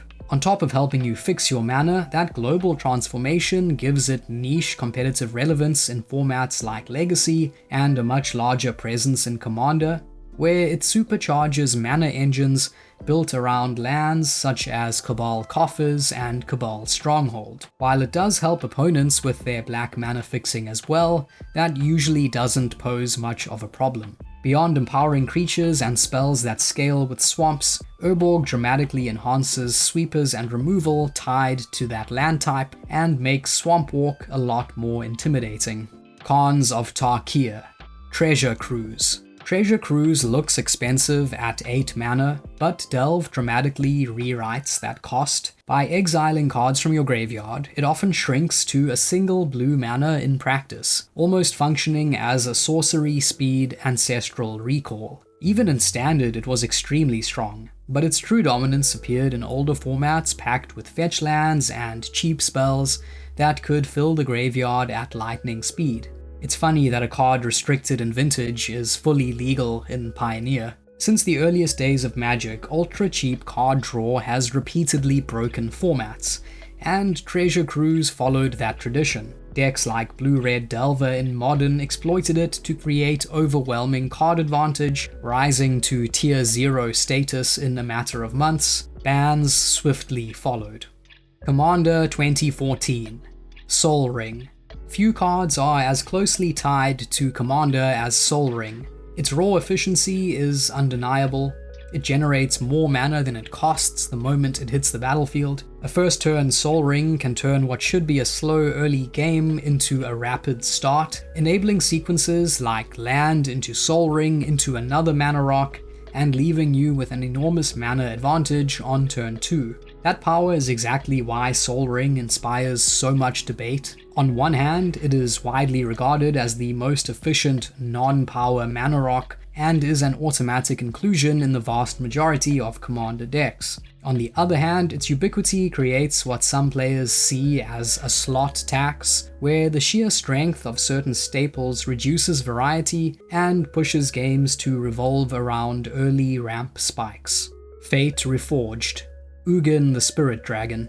Ugin the Spirit Dragon earned a reputation as one of the most demoralizing haymakers of its era. When he resolves, he often wipes away an entire battlefield that took turns to assemble, then sticks around threatening to take over the game. For a long time, he was one of the most punishing top-end threats available, particularly for colorless decks like Tron. His minus ability can clear away nearly every colored permanent in play, making him a devastating reset button in the right shell. Interactions that manipulate color, such as pairing him with Painter's Servant, can push that effect even further. Like Khan, Ugin sits at the expensive end of the curve, but ramp strategies are more than happy to pay that price, even if he is now overshadowed by his latest incarnation, Ugin, Eye of the Storms. Dragons of Tarkir. Collected Company. At instant speed, Collected Company can deliver up to 6 mana value worth of creatures for just 4 mana, creating huge battlefield swings that many decks struggle to match. In a broader sense, the card illustrates how the center of power in Magic has shifted over time. Earlier eras were defined by standalone spells that could decide games almost independently. By contrast, Collected Company's strength is tied directly to the quality and density of creatures in your deck. It rewards careful construction and synergy rather than functioning as a self-contained win condition. That dependency doesn't make it any less formidable. During its standard run, it dominated creature-based strategies to such an extent that it pushed the boundaries of what was considered acceptable power. Today it remains a cornerstone in Pioneer, and continues to appear in Modern now and then. Magic Origins. Jace, Vryn's Prodigy. Jace, Vryn's Prodigy stands out because it combines early game card filtering with late game spell recursion in a single compact package. At first, it functions as a looting creature, helping you sculpt your hand and stock your graveyard. Once enough cards accumulate there, it transforms into a planeswalker that can repeatedly reuse important spells. Being able to replay key interaction, like a removal spell or burn effect, creates enormous value and is a big reason the card once dominated competitive play. In Commander, it's especially appealing to spellslinger strategies, where it can even serve as a commander that smooths draws early on and provides steady recursion and light defensive control later on. Battle for Zendikar. Ulamog, the Ceaseless Hunger. Like many of the most fearsome Eldrazi, Ulamog the Ceaseless Hunger makes an immediate impact. Its cast trigger exiles any 2 permanents, letting you dismantle key pieces of your opponent's board before it even attacks. Once on the battlefield, it presents a 10/10 indestructible body that pressures life totals and libraries alike. Each attack strips 20 cards from the defending player's deck, meaning that even a stalled combat step eventually leads to a swift and inescapable end. During its standard tenure, Ulamog became a centerpiece of ramp strategies, and later partnered with Emrakul in builds powered by Aetherworks Marvel. After Emrakul's ban, Ulamog briefly stepped in as the primary Marvel target, proving that cheating a massive Eldrazi into play on the 4th turn was still more than enough to dominate most games. In Modern, Ulamog has found a consistent home in big mana archetypes such as Eldrazi Ramp and Tron. Commander 2015. Windfall. Commander 2015 included a reprint of Windfall, first seen in Urza Block. Back then, Windfall was one of the main offenders responsible for Combo Winter. Although most Commander players might just view it now as a popular multiplayer draw spell, its original competitive impact was so extreme that it was banned or restricted across multiple formats within months of release. The true engine behind those explosive decks was Tolarian Academy, but Windfall was the card that let players repeatedly reload their hands and keep the combo going. At the time, Magic was saturated with hyper-efficient artifact mana. Players could unload their hands with cards like Mox Diamond, Mana Vault, and Lotus Petal, generate enormous mana through Academy, and then cast Windfall to draw a fresh grip and repeat the process. Oath of the Gatewatch. Thought-Knot Seer. Thought-Knot Seer may not have the flashy size or sweeping cast triggers of the largest Eldrazi, but it compensates with an efficient body and brutally effective hand disruption. When it enters the battlefield, it strips away the strongest card from your opponent's hand and exiles it. Unlike many similar effects, that card doesn't return when the creature dies. Instead, the opponent only draws a replacement, which is usually far less impactful than what was taken. This fusion of pressure and disruption made Thought-Knot Seer a centerpiece of Eldrazi aggro strategies across several formats. Its relatively low cost allows it to hit the battlefield pretty early, derailing opposing plans before they can fully develop. Alongside Reality Smasher, it defined the breakout Eldrazi decks that dominated Pro Tour Oath of the Gatewatch, and it remained relevant even after the banning of Eye of Ugin reshaped the archetype. The card has continued to post strong results in various formats, appearing regularly in Modern, Legacy, and Vintage Eldrazi lists. Shadows over Innistrad. Thalia's Lieutenant. Thalia's Lieutenant is a textbook tribal payoff, rewarding decks that lean heavily into humans by strengthening the entire team. It enters the battlefield boosting your other humans, and continues to grow as more of them arrive, functioning both as an enabler and a finisher for the archetype. In dedicated humans builds, it serves as the central engine that turns a collection of efficient creatures into a rapidly scaling threat, which is why it's widely considered the most important card in the deck. Eldritch Moon. Emrakul, the Promised End. Rather than returning alongside the original Zendikar Eldrazi, Emrakul resurfaced on Innistrad in a dramatically different form. Although her printed cost is 13 mana, her built-in reduction tied to card types in your graveyard often makes her far cheaper in practice. When cast, she grants a Mindslaver-style effect that lets you control your opponent's next turn. Even though they still receive a turn afterward, you can usually sabotage their position by misusing their spells, forcing bad attacks, and stripping away their defenses before Emrakul herself takes over the battlefield. Her combat abilities compound that disruption. With flying, trample, and protection from instants, she is difficult to block and even harder to remove. In Standard, she became the defining threat of Golgari Delirium, a strategy that could rapidly enable her cost reduction. The situation escalated further when Aetherworks Marvel enabled consistent turn 4 Emrakul plays, leading to her ban in early 2017 and Marvel's removal later that year. Despite those restrictions, Emrakul's raw power has kept her relevant beyond Standard. She has appeared in Modern and even Vintage lists, and she remains a beloved centerpiece for graveyard-focused commander decks. Kaladesh, Chandra, Torch of Defiance. While Smuggler's Copter made the bigger splash in Standard, I think Chandra Torch of Defiance has had more Eternal format staying power. Her design is incredibly tight. She packages Red's core themes, temporary card advantage, mana acceleration, and burning removal into a single efficient planeswalker. What makes Chandra so strong isn't that any one of her abilities is busted in isolation, but rather how well they complement each other. With 4 loyalty abilities, more than most planeswalkers, she offers an unusual degree of flexibility. Her +1 options either generate impulse card advantage or produce extra mana, letting you choose between refueling your hand and accelerating your board.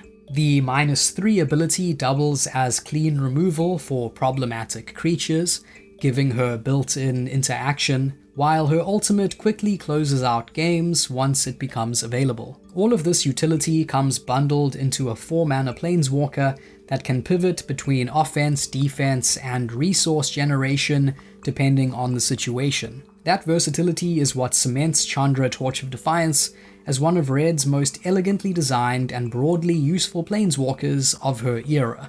Commander 2016. The Partner cards. For this, I'm not going with just a single card, but every single card from this release with the Partner mechanic. Commander 2016 introduced one of the most format-shaping mechanics in EDH history, Partner. Instead of building around a single commander, players could run 2, provided both had Partner. That simple rules change dramatically expanded what decks could do. 2 commanders meant access to more colors, more flexibility, and a steady stream of options from the command zone. What makes Partner so powerful isn't that any one of these commanders is individually unbeatable, it's the structural advantage the mechanic creates. Running 2 commanders increases consistency, broadens color identity, and softens the impact of commander attacks since each legend tracks its cost separately. If one becomes too expensive to cast, the other is still available, ensuring you almost always have a meaningful play accessible from the command zone. Not to mention, the numbers multiply exponentially whenever new commanders with Partner are printed, explaining why Wizards has moved away from the idea in recent years. Aether Revolt. Walking Ballista. Walking Ballista is a remarkably versatile artifact creature built around converting +1/+1 counters directly into damage. In decks that can generate or multiply counters, it becomes a lethal engine very fast. Each counter can be cashed in to ping creatures or players, and when paired with Death Touch, it can wipe entire boards with minimal investment. The card is also a centerpiece of several combo lines. Its most notorious combo is with Heliod Suncrowned, which creates a loop that produces unlimited damage once Ballista gains lifelink. That interaction proved so dominant that Walking Ballista ended up on Pioneer's ban list. Beyond that specific combo, the Ballista's flexibility lets it slot into aggressive, ramp, and dedicated combo strategies alike. Amonkhet.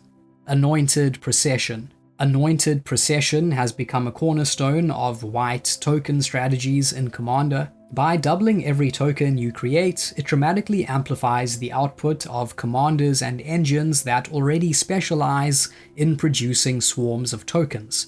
Decks that scale with creature count or repeatedly generate tokens become far more explosive once this enchantment is in play, since every trigger suddenly yields twice the payoff. Importantly, its effect isn't limited to creature tokens either. Anointed Procession copies any kind of token you make, from artifact and treasure tokens to clues created by cards like Thraben Inspector. That broad utility has made it an EDH mainstay.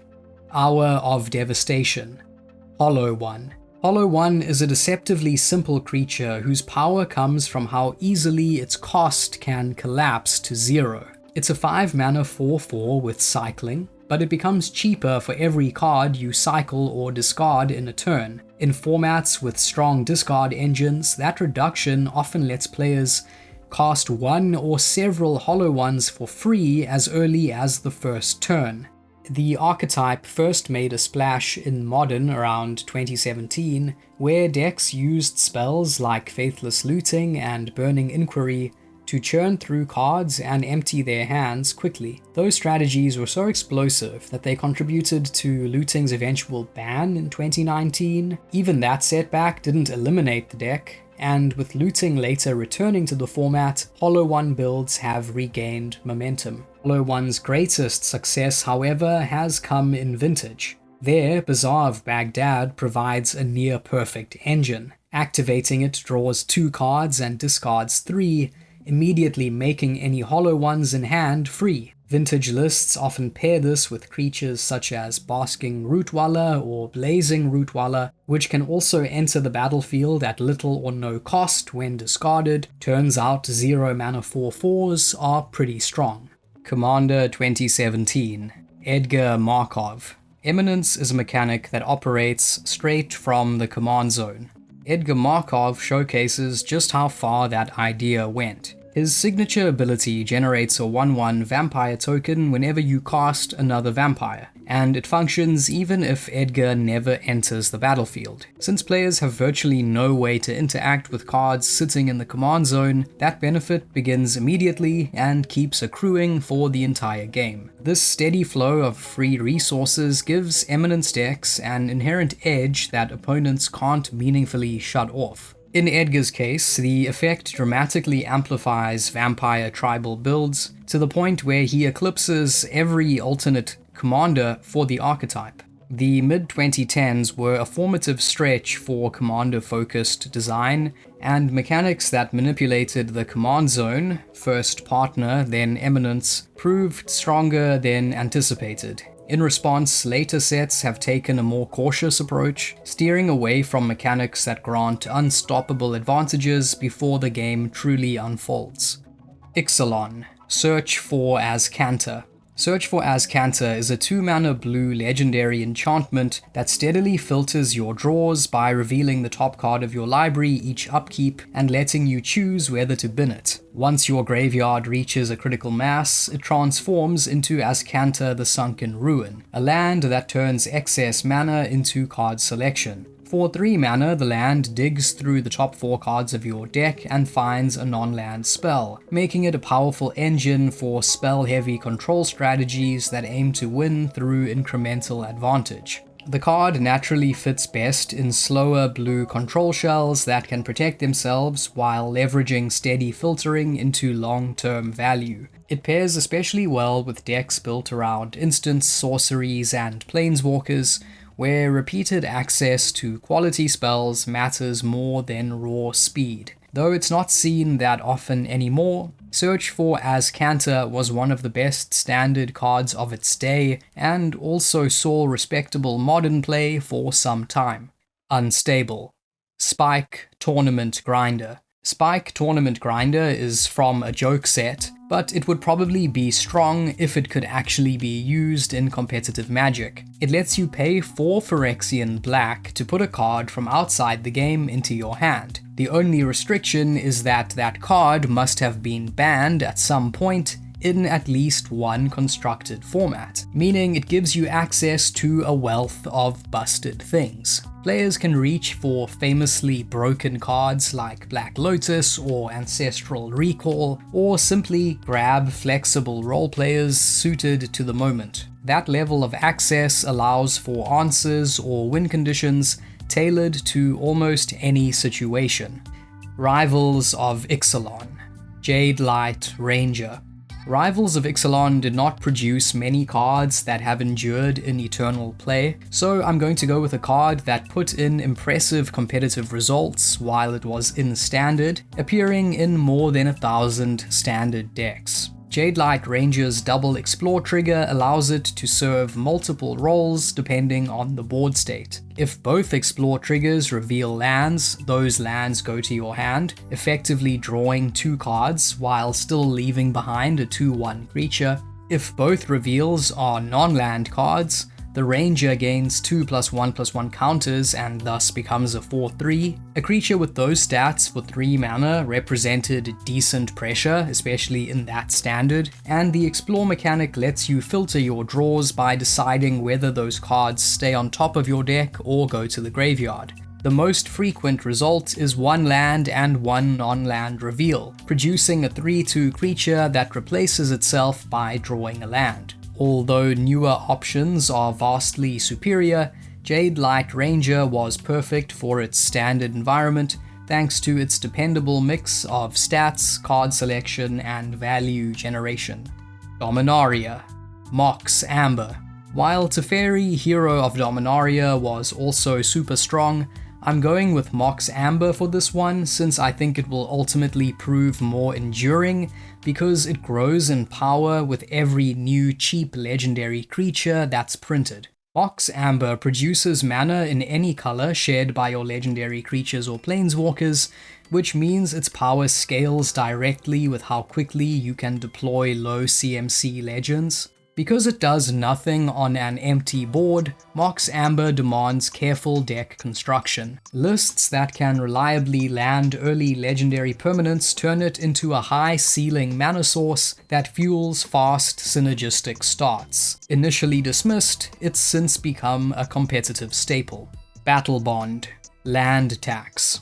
Battle Bond was a release tailored toward Two-Headed Giant, and it included a bunch of notable reprints, including this one, a famous white enchantment first seen in Legends. Land Tax is one of White's most powerful card advantage engines. For a single mana, it can repeatedly fetch up to 3 basic lands each turn as long as you're behind on lands, generating a steady stream of extra resources over the course of the game. At first glance, drawing lands instead of spells might not seem spectacular. In practice, Land Tax does much more than simply stock your hand with basics. By pulling lands directly from your deck, it increases the density of spells in your future draws. It also smooths multicolor mana bases by letting you search for whatever basics you need. Over several turns, that consistency advantage adds up quickly. Where Land Tax becomes truly explosive is in combination with cards that manipulate your library. Pairing it with engines like Sylvan Library or Scroll Rack transforms those guaranteed land pickups into effective spell selection. With Scroll Rack in particular, the lands you fetch can be exchanged for fresh cards from the top of your deck, then shuffled back and reclaimed on the next turn. This loop converts Land Tax into a powerful draw engine that continually refreshes your hand. Core Set 2019, Nexus of Fate. Nexus of Fate is a strong card that also created miserable gameplay patterns. It shuffles back into its owner's library after resolving, which enabled decks, especially those paired with Wilderness Reclamation, to generate enough mana to repeatedly cast it and chain extra turns. Many lists aimed to draw their entire deck, establish a minimal win condition, and then lock opponents out of ever taking another turn. This strategy proved strong in both Standard and Pioneer. Nexus of Fate managed to become infamous for logistical reasons too. Although associated with Core Set 2019, it wasn't actually inside those booster packs. Instead, it existed only as a mechanically unique buy a box promo. This led to absurdly high prices and playability issues, since the foil copies were often noticeably curved, even in sleeves. Commander 2018, Retrofitter Foundry. Retrofitter Foundry is one of the most efficient 1-mana mana sinks you can play, quietly turning spare resources into a steady stream of board presence. It shines brightest in artifact-heavy shells that can feed it Thopters. Cards like Psy, Master Thopterist, and Whirler Rogue make its upgrade chain especially potent, but it doesn't need dedicated support to be useful. Even on its own, it converts excess mana into creatures, and can serve as an outlet for infinite mana loops. Because all of its abilities operate at instant speed, the Foundry excels in interactive games. You can hold up counter magic or removal and decide at the last moment whether to spend your mana on token production. Its upgrade abilities also create subtle defensive tricks. A token about to die in combat can be sacrificed to evolve into a larger one, effectively negating attacks while gradually building a stronger board. Over time, this lets the Foundry stall aggression and accumulate meaningful threats without committing extra cards from hand. Its untap ability further cements its role as a late-game engine, allowing repeated activations that keep your mana productive even when you're out of spells. In longer matches, that constant conversion of mana into material becomes a reliable way to grind incremental advantage. All this makes Retrofitter Foundry strong enough for competitive legacy play, where it can also crucially be tutored with Urza's Saga. Guilds of Ravnica. Assassin's Trophy. Assassin's Trophy is often regarded as the gold standard for Golgari removal, packing extraordinary flexibility into a 2-mana instant. It can destroy any permanent, with the only drawback being that the opponent replaces it with a basic land. Despite that concession, the ability to answer virtually anything so efficiently has made it a fixture across Standard, Modern, Legacy, and Commander. Ravnica Allegiance. Smothering Tithe. In EDH, Smothering Tithe is both a tax effect and a massive value engine. For 4 mana, it pressures opponents every time they draw a card, forcing them to pay extra or hand you a treasure token. In multiplayer games, that trigger fires constantly, typically translating into a flood of mana. It fills a long-standing gap in White's toolkit, giving the color a scalable ramp engine that can dominate extended games. War of the Spark. Teferi Time Raveler. Teferi Time Raveler is built around one of the most warping static abilities ever printed on a Planeswalker. His passive shuts off opponents' ability to cast spells at instant speed, while his +1 grants you the freedom to play your sorceries as though they had flash. Together, these effects heavily skew into action in favor of the Teferi player. You retain flexibility and timing advantages, while your opponent is forced to operate almost entirely at sorcery speed. Even before considering the static ability, Teferi's -3 is already a powerful tempo play. Bouncing a non-land permanent and replacing itself with a card draw would be strong on a 3-mana Planeswalker by itself. Combined with his passive, however, Teferi often lands, removes a threat, and immediately constrains how the opponent can respond. Although he lacks a traditional game-ending ultimate, his ability to reshape the rules of engagement was enough to make him a staple across multiple formats, and eventually earn bans in Standard and Historic. The best way to understand Teferi's impact is to compare him to format-defining lock pieces like Blood Moon. Just as Blood Moon doesn't destroy lands but strips them of their usefulness, Teferi doesn't remove cards from an opponent's hand, he removes their functionality.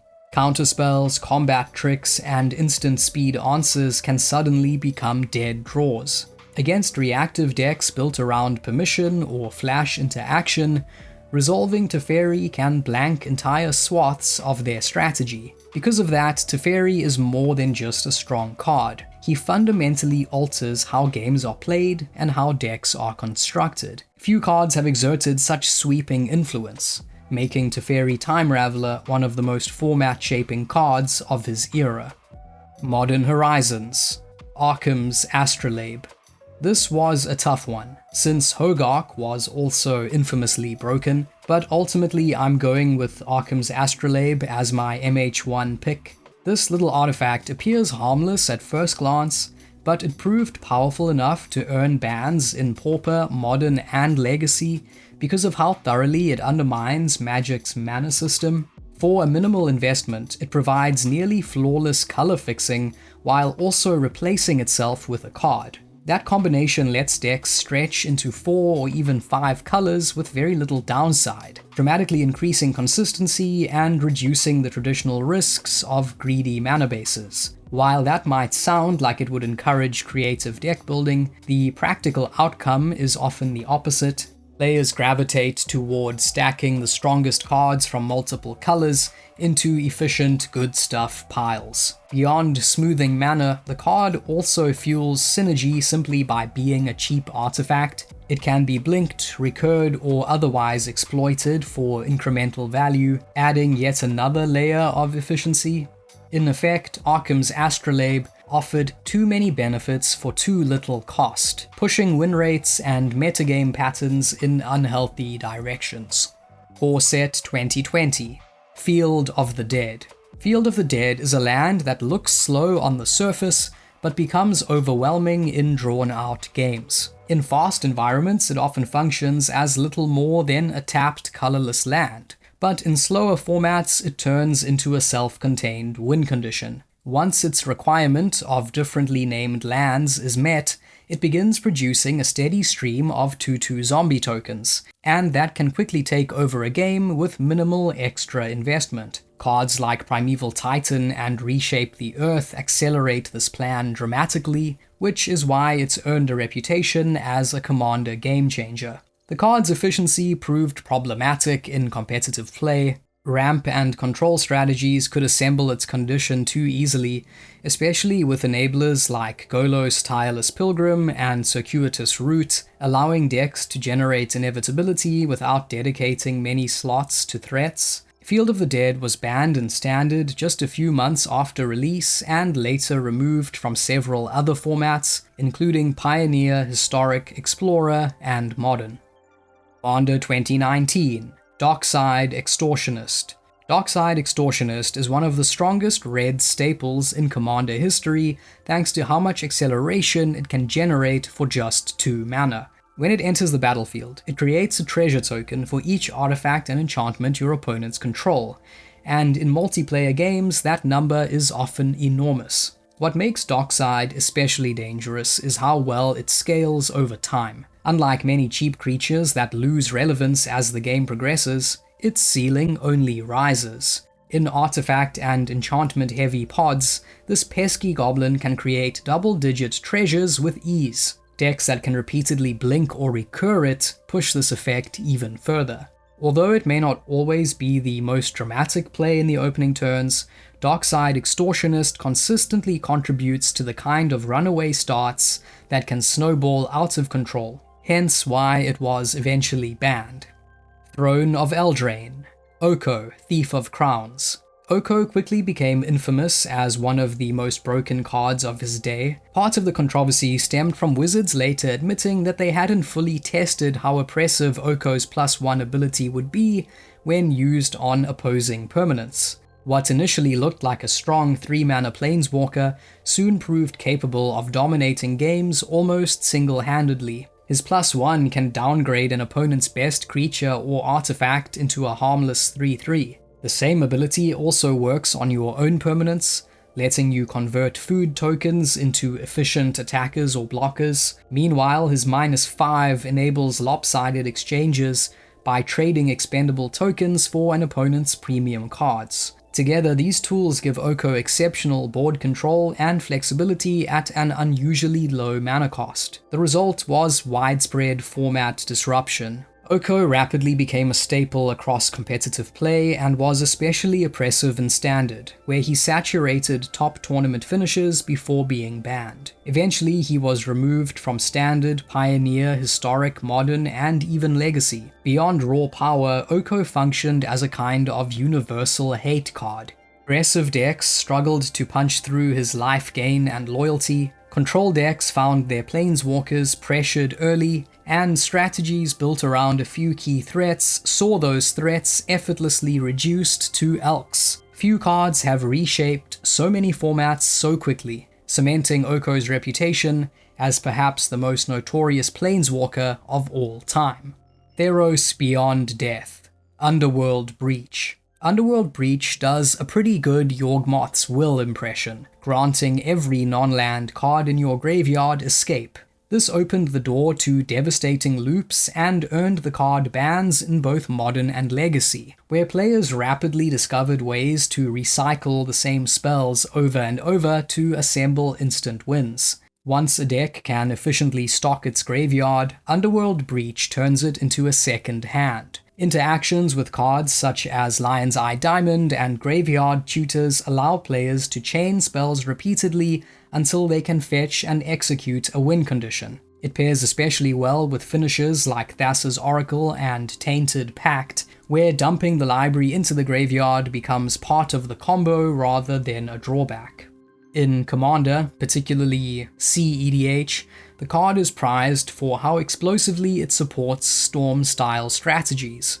Well-known packages involving Brain Freeze can generate enormous storm counts, mana, and self-mill, often leading directly to victory. Not every deck can make proper use of it, but in the hands of strategies designed to maximize graveyard recursion, Underworld Breach functions as one of the most dangerous combo enablers printed in recent years.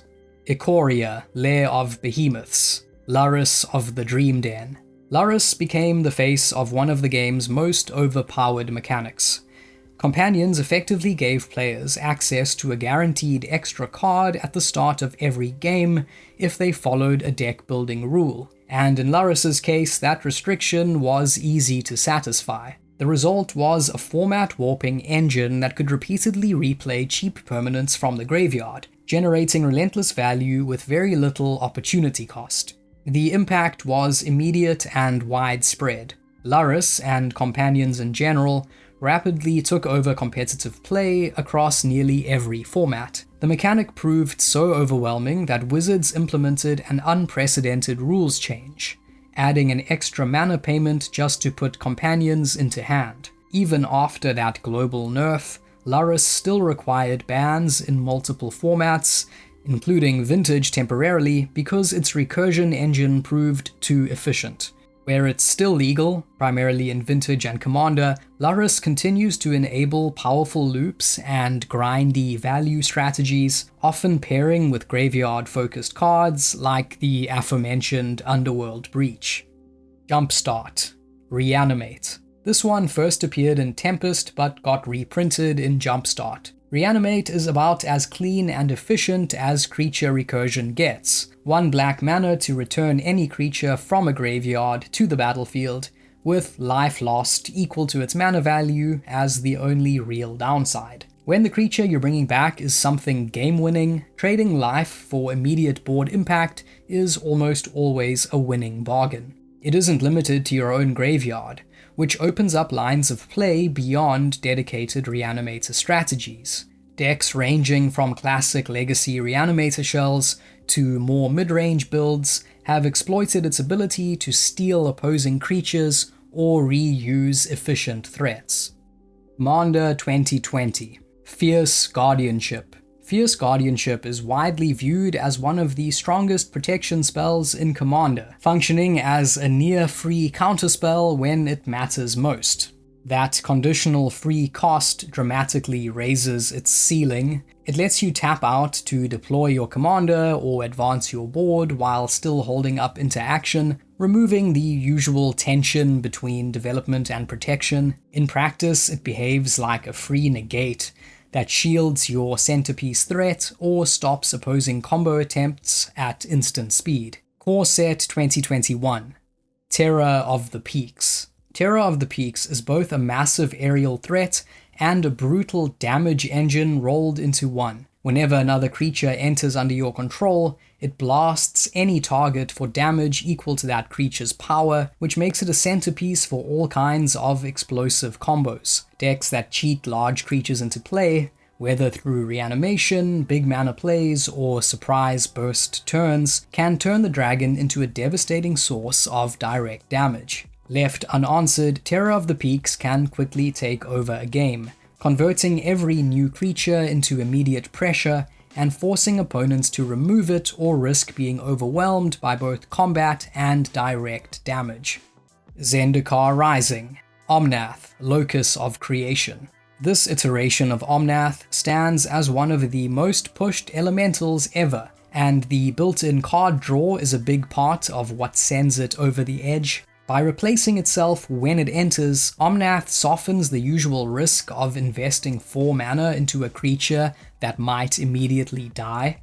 Unlike most elementals, which struggle to justify decks built entirely around them, Omnath, Locus of Creation is powerful enough to anchor entire strategies on his own. In shells that can generate multiple land drops in a single turn, especially in formats with fetch lands, triggering its landfall abilities becomes trivial and extremely rewarding. The card proved so dominant that Standard couldn't contain it for long. Within about a month of release, Omnath was banned after decks pairing it with cards like Lotus Cobra and Escape to the Wilds began overwhelming the format. Commander Legends. Mana Drain. Commander Legends included a reprint of this Legends classic. Mana Drain is a relic of Magic's early experimental era, and it remains widely regarded as the most powerful counterspell ever printed. At its core, it functions like a counterspell, but with a massive bonus. On your next main phase, it gives you colorless mana equal to the cost of the spell it countered. In the early days of the game, this burst of mana was partially checked by the old Mana Burn rule, which punished players for leaving mana unused. With Mana Burn long gone, however, Mana Drain has effectively lost its downside. At worst, it's a clean 2-mana counter. At best, it catapults you several turns ahead in development. In practice, a well-timed Mana Drain can swing a game dramatically. Kaldheim.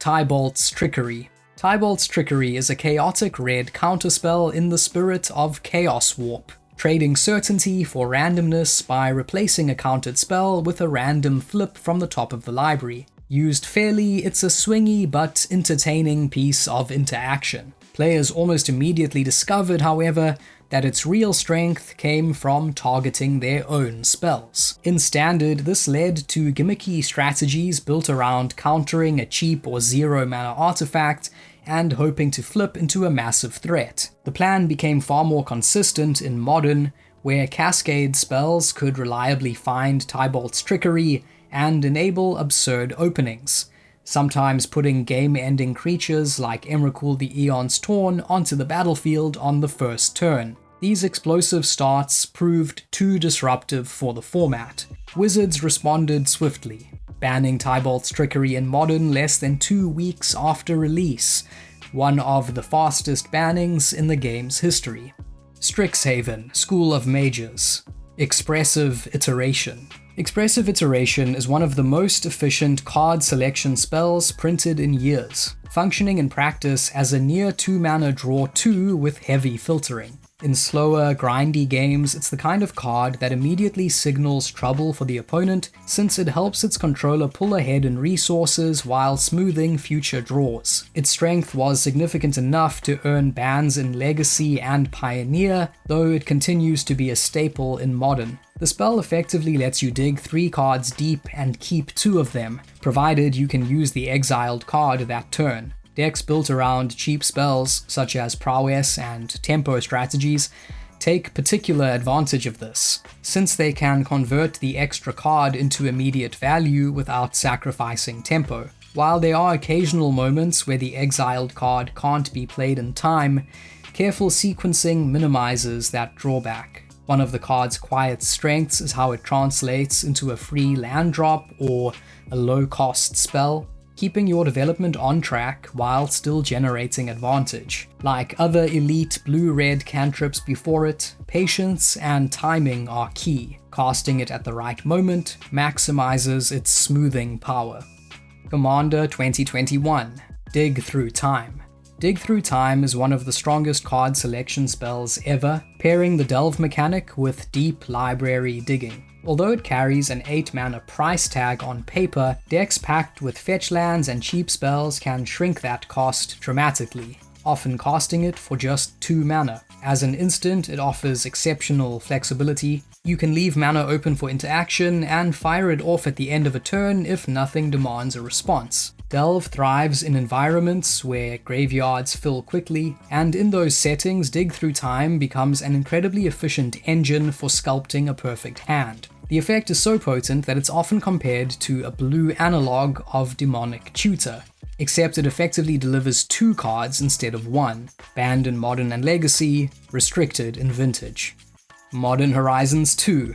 Grief. Modern Horizons 2 was chock full of pushed cards, though I'm ultimately going with Grief as the number one pick. As part of the Evoke Elemental cycle, it could be pitched into play on turn 1 to strip a key card from the opponent's hand. The real problem emerged when players paired that Evoke trigger with cheap reanimation or blink effects like Feign Death or Ephemerate. This way, decks could chain multiple discard triggers immediately, often tearing apart an opponent's opening hand before they even had a chance to stabilize, and leaving a menacing 3/2 body on the board. These sequences created brutally lopsided starts. Beginning a game after losing 2 of your best cards made it incredibly difficult to mount meaningful resistance. When compared with its red counterpart Fury to clear creatures off the board, the resulting scam decks dominated modern events, taking down many major tournaments. The play pattern proved so oppressive that the card got banned in Modern as well as Legacy.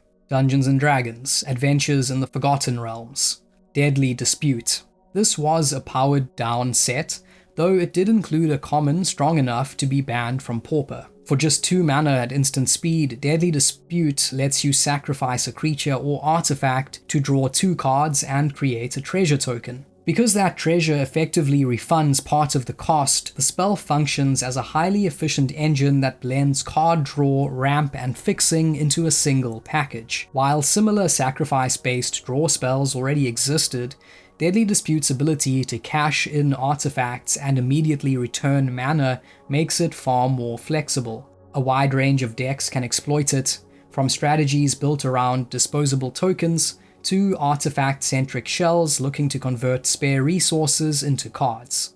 Innistrad Midnight Hunt, the Meathook Massacre.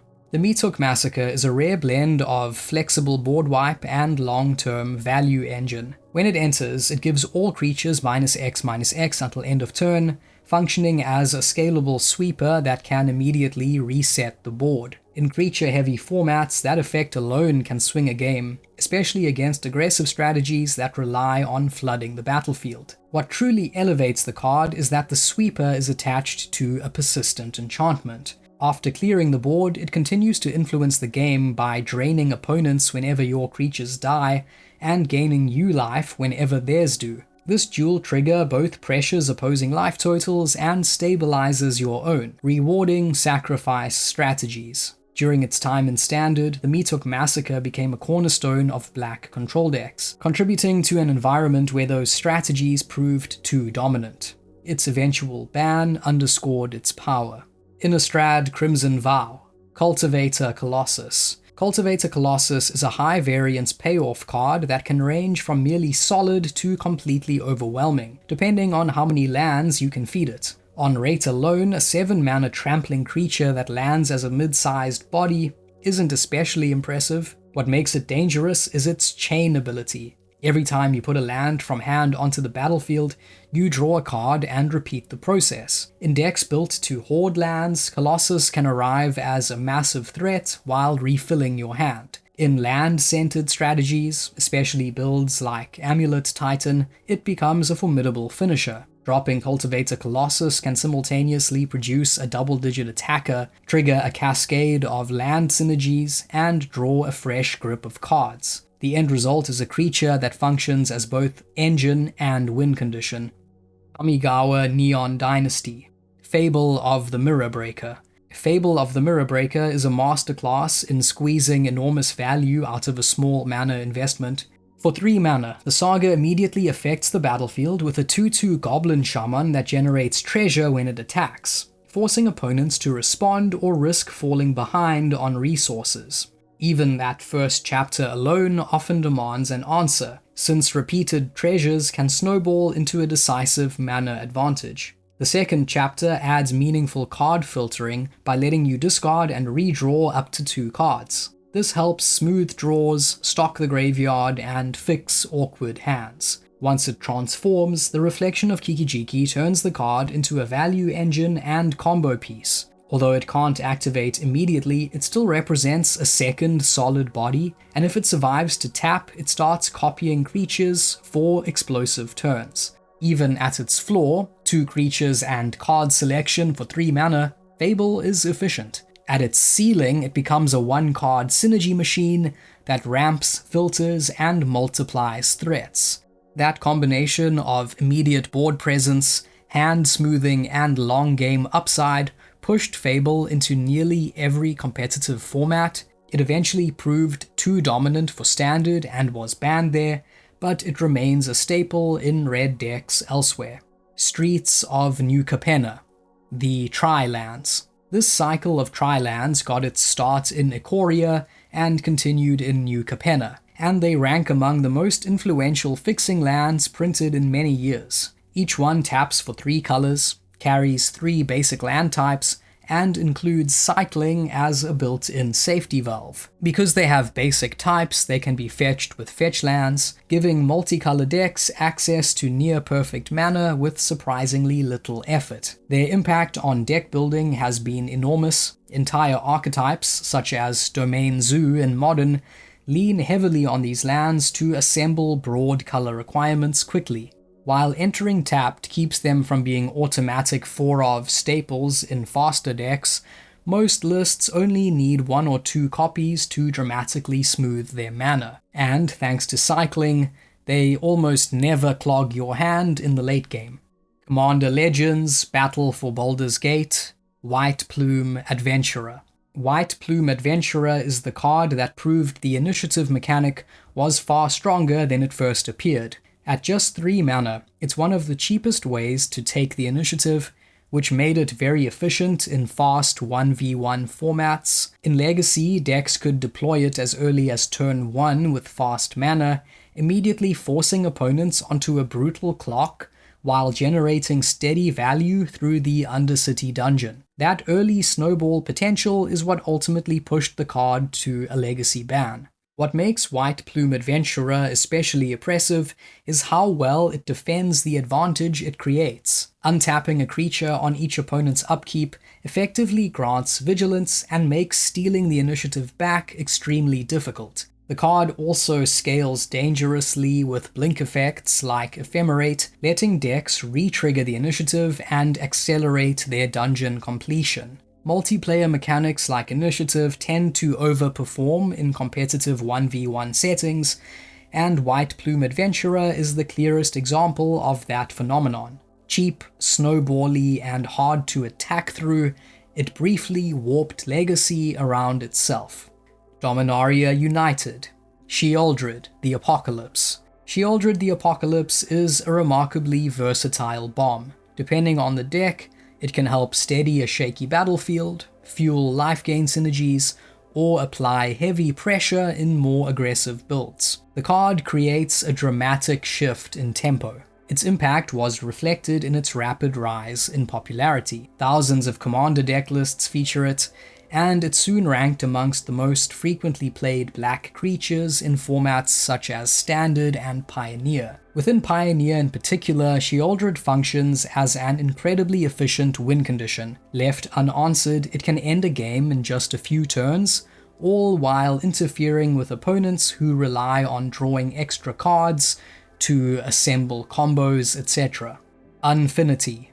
Namesticker Goblin. Namesticker Goblin was a tournament legal card from this joke set, and it would end up seeing serious play in both Legacy and Pauper. It uses the widely despised sticker mechanic, and is capable of producing between 4 and 6 mana on average, like a seething song on a body. As a result, competitive Legacy players were effectively forced to bring sticker sheets to events, even if their own decks didn't use them, simply to account for situations where they might copy or reanimate an opponent's goblin. The situation became widely viewed as a logistical nightmare. After nearly 2 years of complaints, Wizards reversed course in May 2024, announcing a sweeping ban on all sticker and attraction cards in Legacy. The Brothers' War. Monastery Swiftspear. Monastery Swiftspear has a strong case for being one of the greatest red 1-mana creatures of all time. This earned it a home in aggressive archetypes across nearly every major format. Acting as a primary win condition, the monk could routinely hit for 5 or more damage in a single attack, without forcing decks to sacrifice spell efficiency. With built-in haste and no real downside, it quickly replaced Goblin Guide as the preferred red 1-drop. Although Dragon's Rage Channeler is more common in some decks today, Swiftspear spent years as the benchmark for aggressive red creatures. Jumpstart 2022.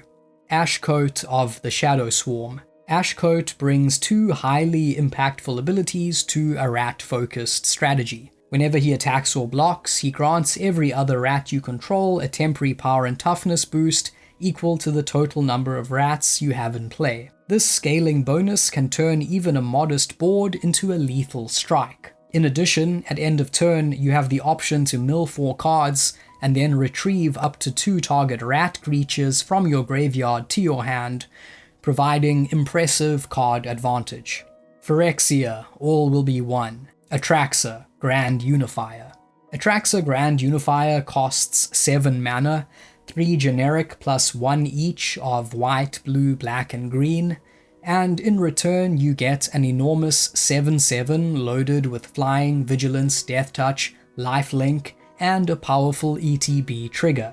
You look at the top 10 cards of your library, and you may take 1 card of each type into your hand. The result is a creature that not only dominates the board, but also replenishes your resources the moment it resolves. That blend of size and card advantage has made Atraxa a centerpiece of strategies across nearly every competitive format, many of which are built around bypassing her hefty mana cost. In Standard, she has been brought back with the Cruelty of Gix, while modern decks use the likes of Goryo's Vengeance and Indomitable Creativity to get her out.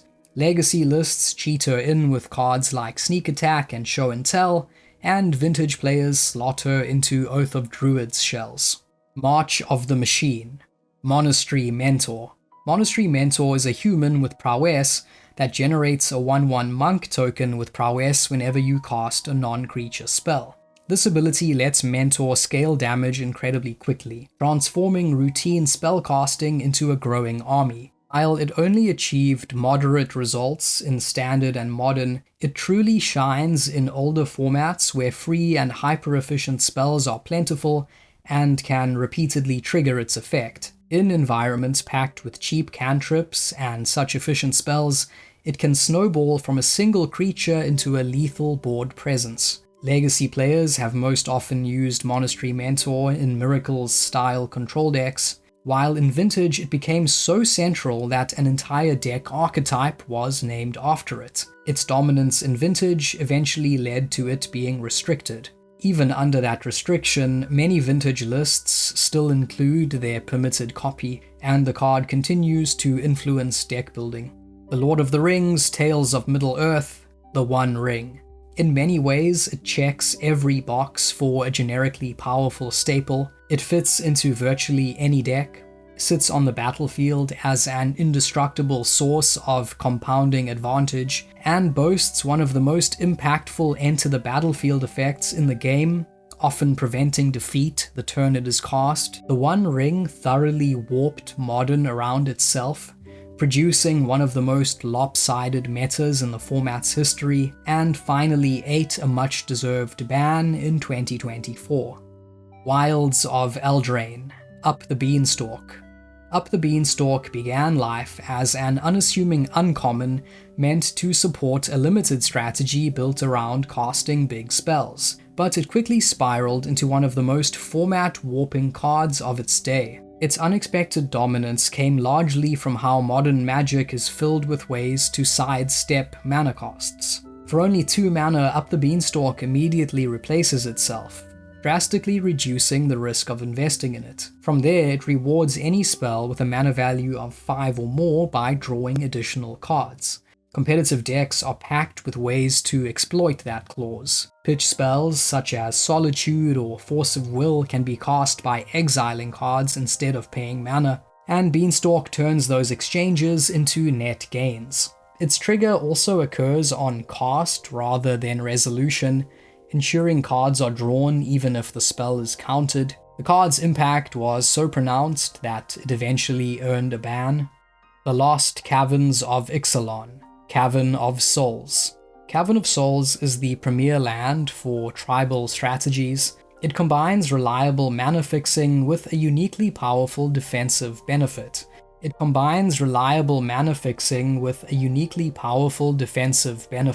Preventing your key creatures from being countered. That combination makes it a staple in formats like Commander, Legacy, and Modern, where protecting important pieces from counter magic can decide entire games. From the perspective of control players, Cavern of Souls can be especially aggravating.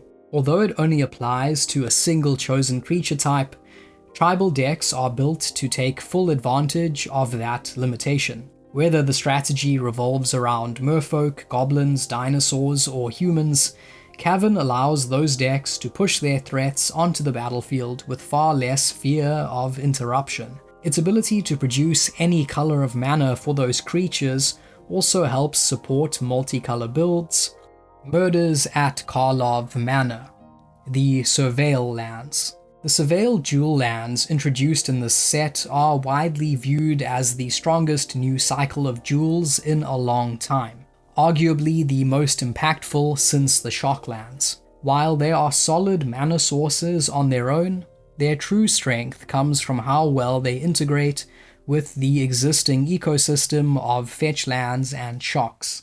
Fetch lands already enable extremely flexible mana by grabbing untapped shock lands when speed is essential. Surveil lands added another option, a fetchable dual that trades immediate speed for long-term value when you can afford to play a tapped land. The card selection they offer can be hugely impactful. If the revealed card isn't useful, you can send it to the graveyard and move one step closer to something better, subtly increasing the quality of your draws over time.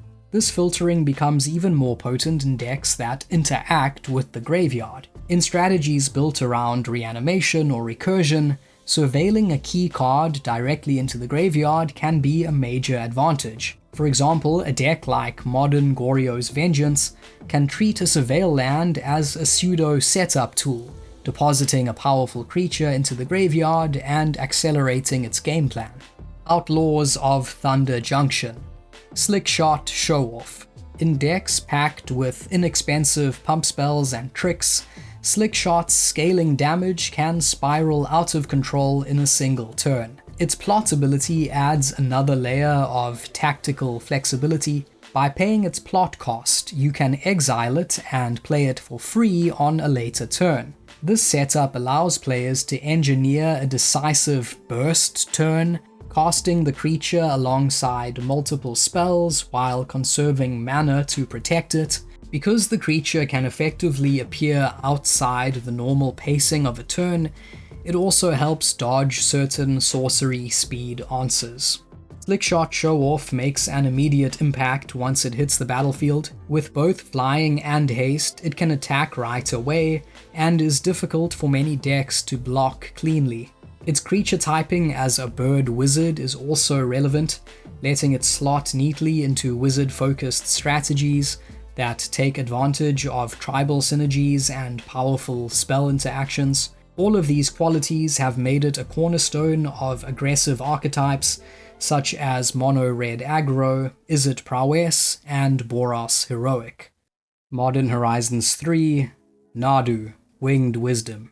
MH3 is one of the highest power sets in history, and Nadu was its most egregious design. Although it was intended to be an exciting commander-style build-around, the bird instead emerged as an absurdly efficient combo engine that many players found deeply frustrating to play against. Nadu's core ability triggers whenever one of your creatures becomes the target of a spell or ability, revealing the top card of your library and either putting lands directly onto the battlefield untapped or drawing non-land cards. Because each creature can trigger this effect up to 2 times per turn, the card naturally enables looping interactions with zero cost or repeatable targeting effects, such as free-to-equip equipment. It sent the price of Shuko skyrocketing, for instance. By repeatedly targeting creatures, players can churn through huge portions of their deck, flood the battlefield with lands and tokens. and assemble elaborate win conditions involving sacrifice outlets, graveyard reshuffling, and sweeping finishes. In practice, many opponents conceded long before the combo formally resolved, since the process of executing it could take an extremely long time, and the end result was often inevitable. After only a few months of widespread complaints and tournament disruption, the card was banned.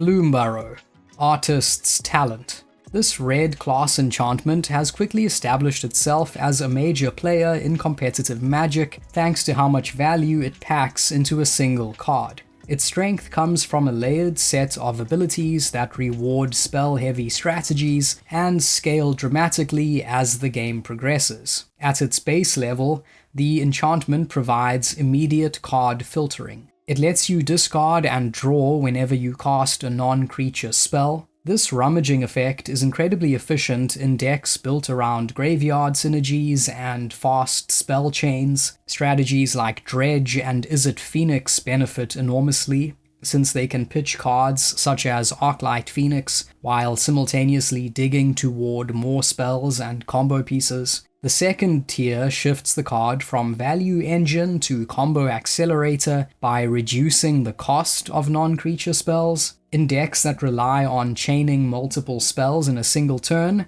like Ruby Storm, the discount can effectively make large portions of the deck cost little to nothing. Its final level turns Artist's Talent into a finishing tool. By increasing the damage dealt by non-combat sources you control, it dramatically amplifies burn spells and sweepers. Effects that would normally deal modest damage suddenly become lethal threats, and Storm-style finishes such as Grapeshot can close out games with far fewer resources.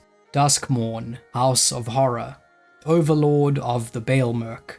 Whenever it enters or attacks, it mills 4 cards and lets you recover a non-avatar creature or planeswalker from your graveyard, turning it into a steady source of card advantage and long-game pressure. Its impending option is particularly appealing. For a modest 2-mana investment, you can deploy it early as an enchantment that later becomes a 5/5 creature without any additional cost. It feels a bit like stapling a graveyard digging spell onto a sizable threat that arrives a few turns later. That milling effect is more than incidental. It actively supports graveyard-centric strategies, helping enable mechanics like Delirium while stocking the graveyard with targets to retrieve. It's often paired with other self-mill tools to maximize consistency and fuel its recursion loop. On top of that, blink effects help you cheat its body onto the board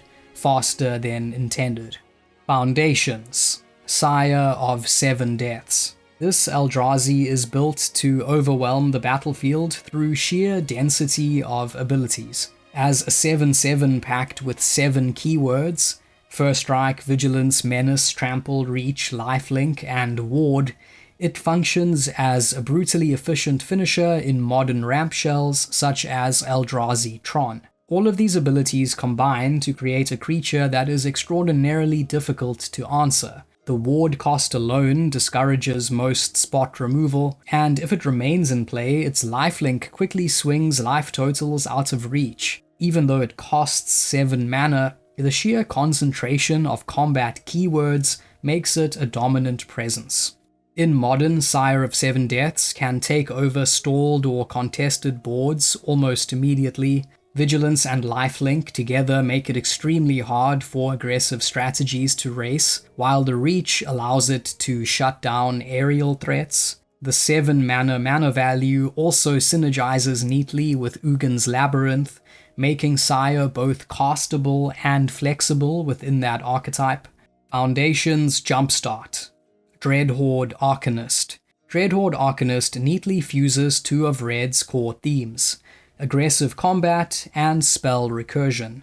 The creature is a 2-mana 1/3 with trample that lets you recast an instant or sorcery from your graveyard for free whenever it attacks, provided the spell's mana value does not exceed the Arcanist's power. Because it grants access to free spells, the Arcanist has seen play in every format where it's legal. In Standard, it became a key piece of Boros Feather strategies, which were already built around cheap combat tricks. Its greatest impact, however, has been in older Eternal formats, loaded with hyper-efficient spells. In Legacy, it slotted naturally into Delver Shells, and proved so dominant that it was banned in early 2021. Vintage, another format overflowing with low-cost instants and sorceries, also embraced the Arcanist, particularly in Jeskai spell-based decks. While the card's modest body might seem unassuming at first glance, its strength becomes obvious in environments full of powerful one-mana spells. Repeatedly flashing back cards such as Thoughtseize, Lightning Bolt, Brainstorm, or even Ancestral Recall quickly pushes games out of balance. In Legacy, its presence intensified already top-tier archetypes like Temur Delver, and forced matches to revolve around answering it immediately. Many players felt that games were decided too often by whether opponents could remove Arcanist on sight, which ultimately led to its ban in that format. Ether Drift. Stock Up. What initially looked like a simple upgrade on Divination has turned into a multi-format staple, largely because Stock Up behaves less like a basic Draw 2 spell and more like a compact version of Dig Through Time. Its power lies in how much selection it provides for a modest mana cost, giving players deep access to their decks rather than just raw card quantity. Unlike some comparable blue card advantage tools, Stock Up asks nothing special of the deck using it. It doesn't require graveyard setup, synergy pieces, or restrictive deck building. In that sense, it stands apart from cards like Pieces of the Puzzle or Narset Parter of Veils, both of which demand more specific contexts to shine. Stock Up functions as a broadly reliable selection engine in almost any shell, and it's likely to remain one of the premier 3-mana filtering options in competitive play until something even more efficient replaces it. Professional analysis has echoed this sentiment. Frank Carsten described it as potentially the strongest divination-style spell ever printed. Although being a sorcery limits its flexibility compared to instant speed options, the sheer quality of its selection compensates for that drawback. An especially relevant detail is that it adds cards to your hand without technically counting as drawing them, which helps it sidestep common anti-draw punishments in formats where those effects are prevalent. Stock Up is not a card you want to cast early while under pressure from aggressive decks. Its value shines in slower stages of the game, where it allows control and spell-heavy strategies to sculpt their hands and find exactly what they need. Tarkir Dragonstorm. Kori Steel Cutter. Kori Steel Cutter is unusual among aggressive cards, because it simultaneously builds a wide board and creates a tall, threatening attacker. Most token engines specialize in one or the other, but this equipment does both at once. At its core, the cutter offers immediate combat impact. The equipped creature gains a power boost along with trample and haste, ideal traits for decks that want to end games quickly. Its defining feature, however, is the Flurry ability. Whenever you cast your second spell in a turn, it creates a 1/1 monk token with prowess and automatically attaches the equipment to that token. Although this trigger happens only once per turn, it works on any player's turn and counts all spell types, not just non-creature spells. The monk tokens themselves grow with additional non-creature spells, dramatically increasing their damage output. This design evokes comparisons to cards like Monastery Mentor and other steady token engines. Like Mentor, it rewards chaining spells by producing prowess creatures, and like persistent artifact threats such as Urabrask's Forge, it generates repeatable pressure that is difficult to shut off.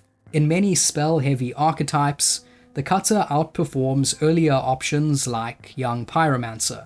Being an artifact makes it harder to remove on sight. Even in its worst case scenarios, it still upgrades any creature you equip, ensuring it rarely feels like a dead draw. All of this proved too much for the standard environment surrounding it.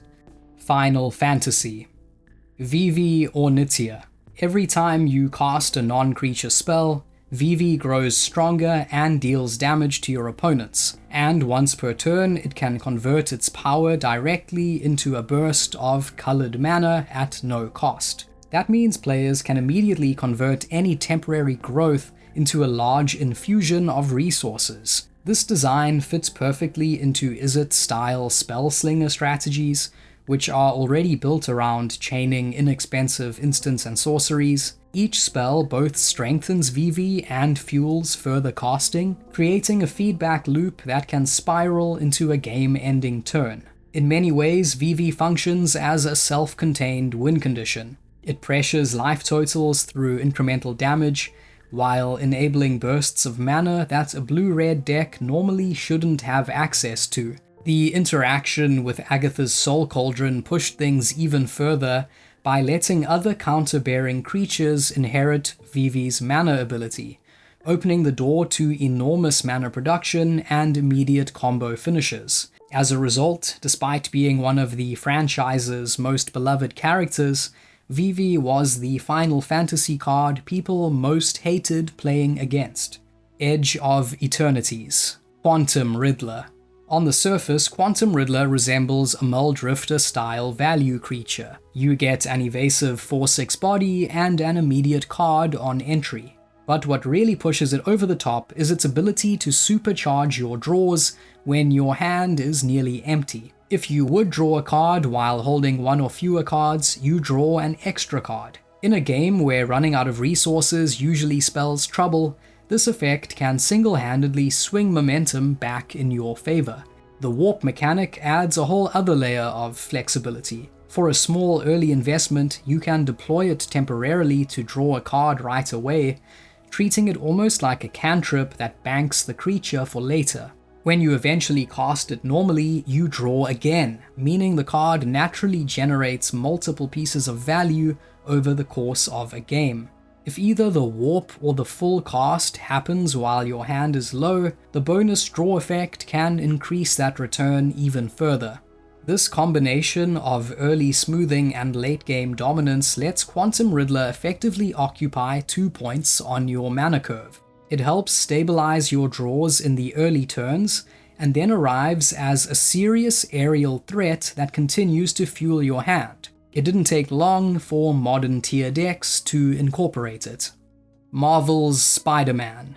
The Soul Stone. For just 2 mana, the Soul Stone functions as a colored mana rock, something that is already above rate in an era where most cheap accelerants are colorless or heavily restricted. On top of that, it's indestructible, which dramatically reduces the usual vulnerability associated with mana artifacts. Even if that were the entirety of the card, it would already be strong enough for use in many decks. The additional harness ability pushes it from efficient ramp piece into legitimate late game engine. While somewhat clunky to set up, the option to convert expendable creatures into repeatable reanimation gives the card a powerful endgame role. The result is a card that fits seamlessly into nearly any strategy built around black mana. It accelerates early turns in formats that rarely allow unrestricted 2-mana ramp, and later transitions into a potential win condition. Not for nothing, the Soulstone's already seen widespread adoption in Commander. Avatar: The Last Airbender. Badgermole Cub. Badgermole Cub is one of the most explosively powerful ramp creatures in recent memory, largely because it accelerates mana and builds a board at a pace that feels far above its cost. While it's on the battlefield, creatures that tap for mana effectively produce extra green mana, dramatically increasing the output of traditional mana creatures like Llanowar Elves. Effects that double mana are usually expensive and carefully restricted, so attaching a similar boost to such a cheap creature is crazy. Even more striking is that the cub partially fuels this plan by itself. When it enters, its earthbending ability animates a land into a small creature that can still tap for mana. In practical terms, one card creates 2 bodies. This is excellent early game value, providing both pressure and ramp. The animated land is also unusually resilient. If it's destroyed or exiled, it returns to the battlefield tapped, making it difficult for opponents to cleanly remove all the value generated by the cub with a single answer. These qualities open the door to extremely potent synergies. Pairing the cub with powerful ramp finishes or established mana engines can lead to explosive turns, and it slots naturally into strategies built around heavy creature-based mana production. Lorwyn Eclipsed, Formidable Speaker. Formidable Speaker compresses tutoring, synergy, and utility into an extremely efficient package. For just 3 mana, it offers a level of consistency and flexibility that is rare in standard level design, while also carrying clear upside in older formats. Its most important feature is its ETB ability, which lets you discard a card to search your library for any creature and put it into your hand. This effectively turns the Speaker into a creature-based toolbox card, allowing decks to fetch the exact threat or combo piece or hate piece they need at the right moment. In strategies that care about the graveyard, the discard clause is often an advantage rather than a drawback. Reanimator-style shells, for example, can intentionally pitch large creatures to set up future recursion plays. The card's activated ability adds another layer of potential. By paying 1 and tapping it, you can untap any other permanent. In competitive environments, this kind of effect can reset high-impact resources, such as powerful lands, mana artifacts, or card draw engines, leading to massive swings in mana production or advantage. Bind with its solid 2/4 body, which blocks early aggression effectively, the Speaker contributes both to board stability and long-term value. Its creature typing as an elf druid further broadens its appeal. It slots naturally into elf strategies, while also serving as a general-purpose consistency tool in green creature decks. Because its value scales with every new creature and graveyard mechanic printed in the future, Formidable Speaker is a card that is likely to only grow stronger over time. That's all for today. Until next time, thanks for watching. If you enjoyed this video, please like, subscribe, and consider joining my Patreon. And remember to use my discount code SerumVisions to get 5% off your first Card Trader Zero purchase.